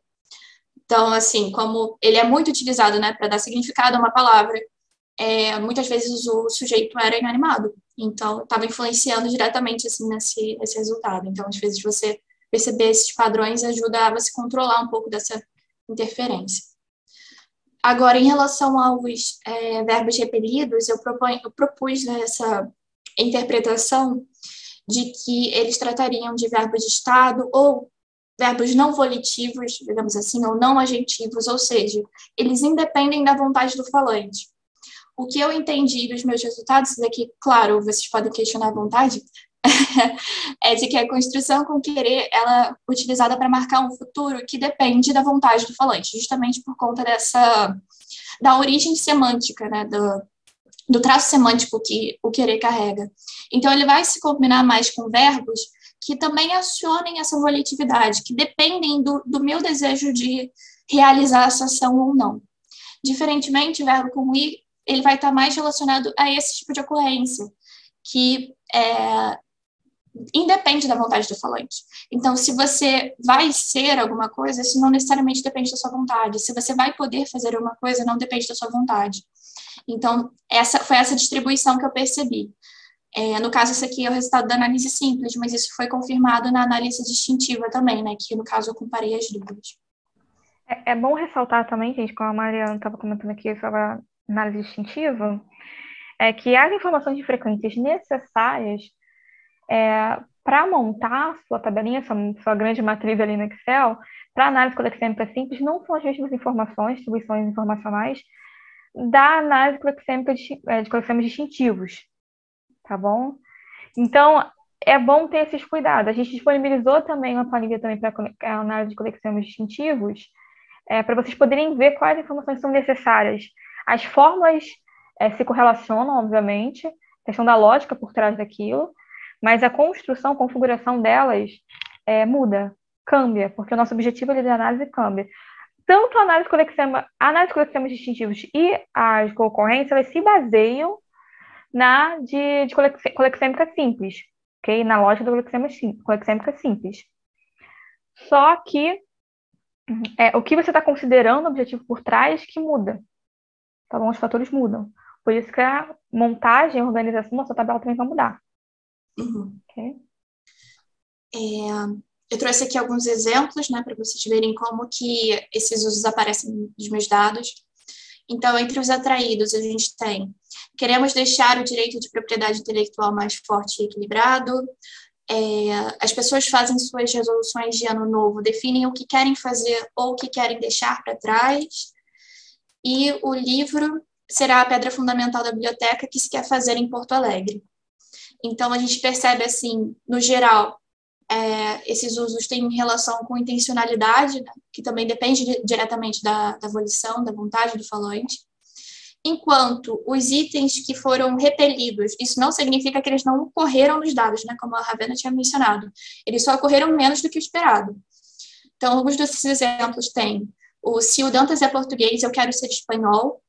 Então, a gente consegue ver que você querer ser de uma nacionalidade seria uma forma de ironia nesse caso. Ele está enfatizando o fato de que você querer alguma coisa, né, não significa nada nesse sentido. Ele está sendo aplicado justamente com esse tom irônico. Muitas vezes também ele é utilizado com verbos que você não necessariamente gostaria. Então, diz o antigo provérbio que o mundo quer ser enganado, e por isso em todas as idades houve embusteiros, enfim. Já em relação ao poder, a gente tem: e para o futuro queremos poder apresentar no próximo fórum de certificação digital, tal. Ou queria poder receber sua assinatura na minha camisa. A gente vê, assim, tudo no sentido de intencionalidade, na verdade, mesmo que o poder ele não seja necessariamente usado com esse sentido, quando ele é aplicado na construção do querer, aparentemente, ele aciona essa aplicação.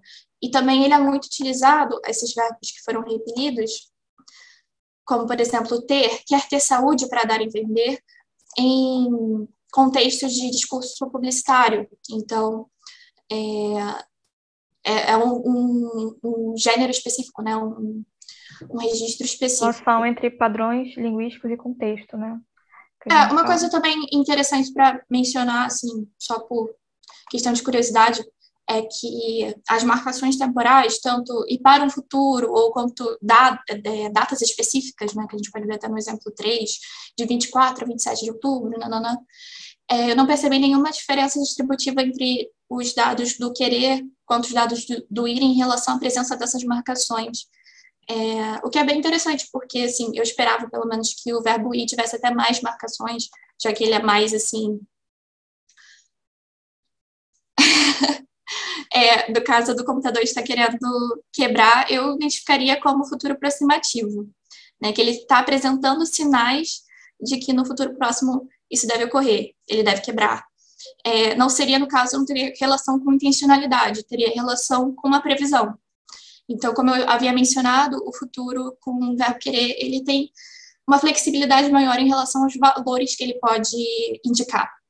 E, então, assim, o futuro com o verbo ir, o que a gente, né, entende a partir dos nossos dados é que ele é um futuro mais firme, de certa forma, né? Ele indica situações que têm maior chance de concretização ou mais certeza epistêmica de concretização, melhor dizer assim, mais certeza epistêmica que o falante está dando. Então, ele vai, caso seja um futuro mais certo, ele vai preferir usar o verbo ir. Então, se eu usasse essa construção, o computador vai quebrar, eu estou dando uma firmeza muito maior. Agora, quando eu digo está querendo quebrar, eu estou dando a entender que eu acho que ele vai quebrar. Ele está dando indícios de que ele vai quebrar. Não é uma certeza, mas a partir de pistas eu faço essa previsão, né?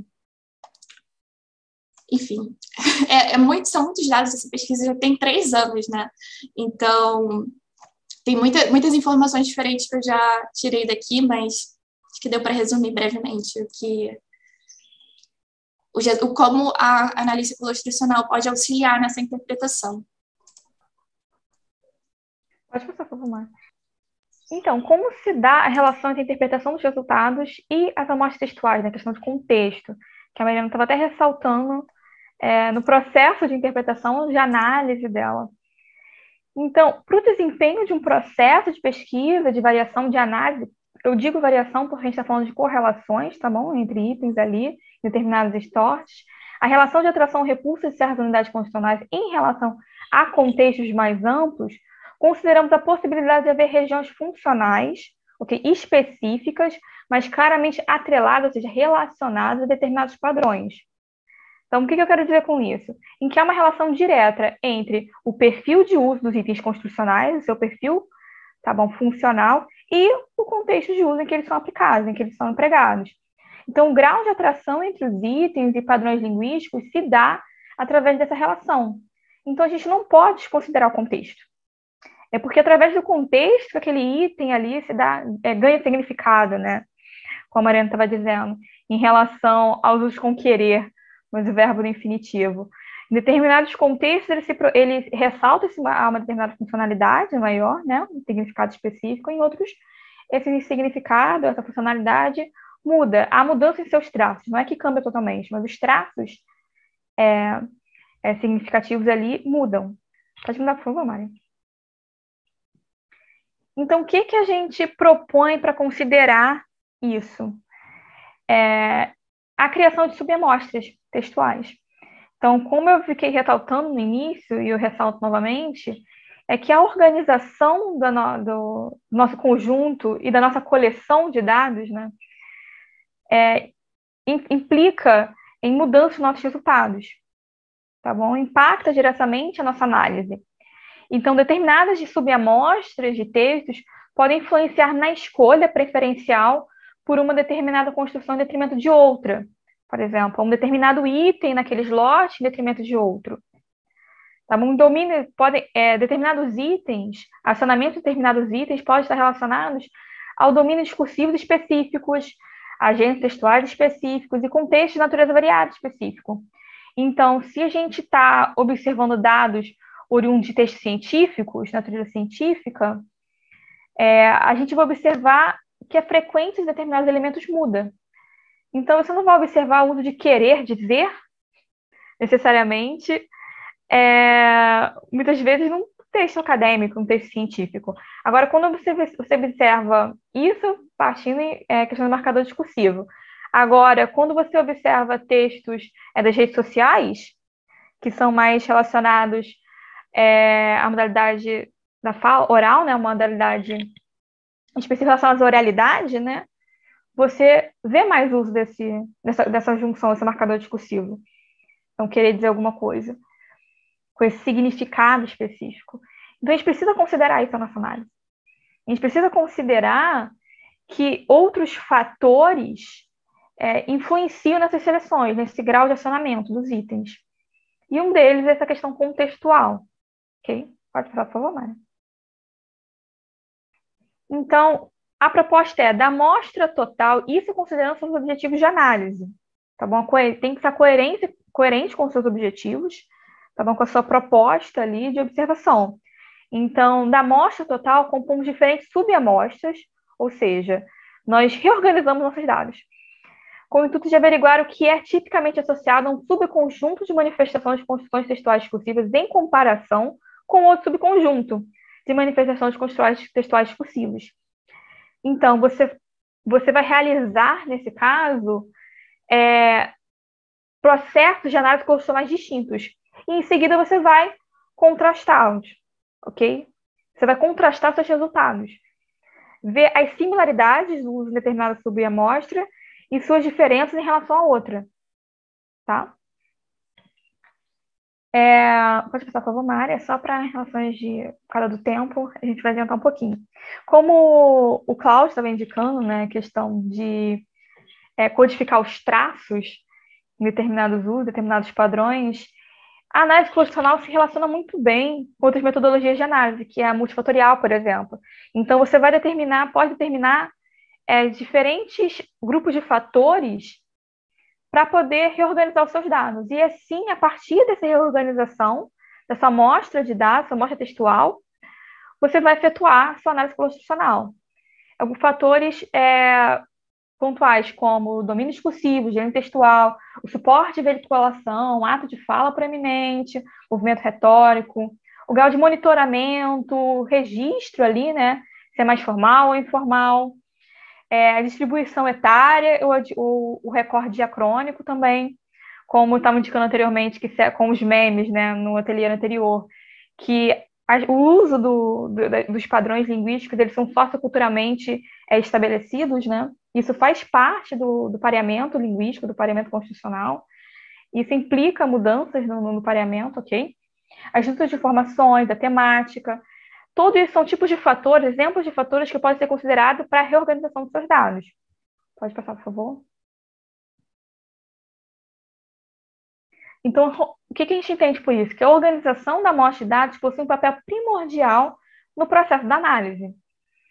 Então, você precisa considerar todas as questões relacionadas à sua coleção de dados, considerando que a gente também precisa de frequência da fonte da frequência dos seus itens, né, para poder fazer análise constitucional baseada no sistema, para poder realmente executar uma análise coerente. Tá bom? Pode passar, por favor, Mari. E o que a gente pode entender por análise multifatorial? É só para fazer um recorte aí, a correlação entre metodologias, né? Como eu falei, a gente não pode botar a análise constitucional numa caixa e determinar que aquilo ali.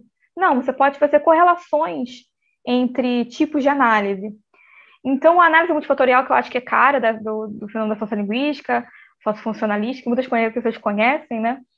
Seria o mapeamento dos atributos formais e funcionais, nesse caso, segundo a perspectiva construcionista, dos padrões linguísticos, ou seja, das construções, que estaria relacionada às tendências de acionamento de uma ou outra variante, que a gente vai considerar como variante ali, ou seja, um determinado item, bem como determinados condicionamentos ou restrições relacionadas a essas tendências de uso. Tá? Quando a gente está observando os resultados da análise constitucional, como a Mariana estava indicando, a gente está observando tendências de uso. A gente está observando restrições relacionadas ao uso do preenchimento dos slots constitucionais. Isso está muito relacionado à proposta da análise multifatorial. Ok? Pode passar, por favor. Então, a gente determina um certo grupo de fatores, ou seja, padrões de uso daqueles elementos, ok? Pode passar, por favor. E redistribui a nossa amostra, reorganiza a nossa amostra. Ou seja, a gente delimita ali qual o slot. Nosso slot ali vai funcionar a partir da perspectiva da análise multifatorial como uma variável dependente, e esses fatores, alguns fatores, como nossas variáveis independentes, né? Segundo essa linguagem mais cara sociolinguística. Pode falar, por favor. O Excel também é muito utilizado nesses programas de análise quantitativa, estatística, outros são o R, o RStudio, o ODVarpX, ok? E esses outros softwares também podem ser utilizados para efetuar a análise das informações de frequência que a gente precisa nas nossas construções, através da codificação dos nossos dados, que foi o método que é utilizado pela Mariana, né, Mariana? Para conseguir fazer análise dos dados dela, análise que ela implementou baseada na proposta de Gil-Kahn, foi a partir do mapeamento anterior que ela fez de análise multifatorial. Então, há uma correlação entre as propostas de análise. Pode passar, por favor, Mariana. Então, como se dá, de fato, a elaboração de uma proposta de trabalho pautada na análise constitucional? Pode passar. Então, como seria se dar esse processo como um todo? Pode passar. Inicialmente, a gente tem que considerar o nosso objeto sob análise, objetivos propostos, a fim de determinar os crivos, tá bom, do processo de busca dos dados. Como indiquei anteriormente, como você realiza a busca dos seus dados vai implicar nos seus resultados na análise constitucional, tá bom, e a organização desses dados. A concepção das condições características relacionadas à sua amostra, tá bom? Pode passar, por favor. Em seguida, se dá-se determinada coleta, a organização das amostras textuais e seleção do tipo de análise que você vai querer realizar, ou seja, se a análise colexêmica é simples, se a análise colexêmica distintivos e por aí vai, a ser efetuado, considerando as questões de interesse no estudo. Então, você vai determinar o tipo de análise constitucional baseado no tipo de questões que você quer responder. Parte, por favor. Próximo, por favor.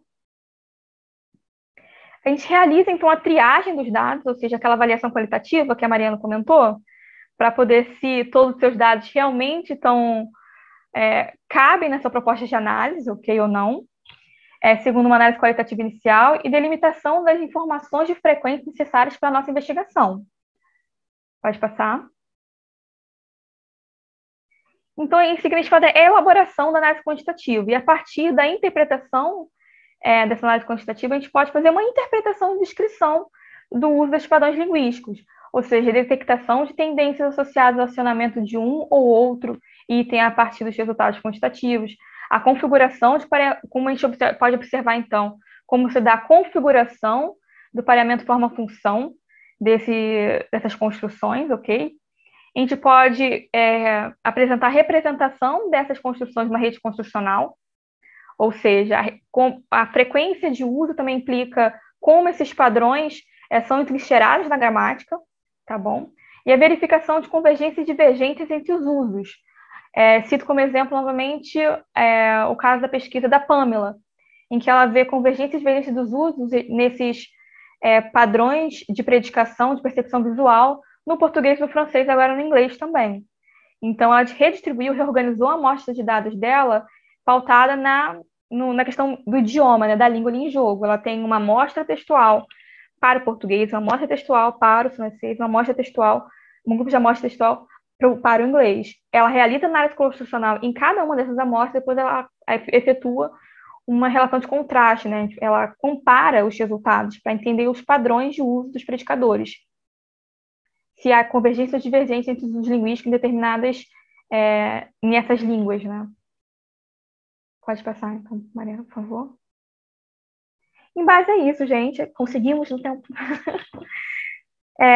Estamos à disposição também por e-mail, aqui no chat, após, para poder conversar, se vocês tiverem outras dúvidas, sugestões também, a gente está aqui para aprender em conjunto, tá bom? É um espaço dialógico, tá? São apenas sugestões para efetuar a análise para a elaboração da análise constitucional e cuidados que a gente pode tomar durante a elaboração desse tipo de análise. Tá bom? Obrigada a todo mundo pela presença. Todo mundo está cansado, começou às 8 horas da manhã, a maioria... Ficaram com a gente por 2 horas aqui. Encarar 2 horas, tá bom? Muito obrigada. A gente queria até fazer uma parte de demonstração prática, né? Mas só que o tempo ficou apertado, a gente achou melhor não cortar essas observações, assim, parece às vezes meio bobo, assim, fazer tudo tão picadinho, mas é muito importante para garantir que a análise seja bem feita, né? Mas, assim, quando vocês realmente forem aplicar, se tiverem qualquer dificuldade, a gente está à disposição, tá? Sem problema algum. E é isso. Muito obrigada pela atenção, pessoal. Obrigado, gente. Bom fim de semana. Valeu.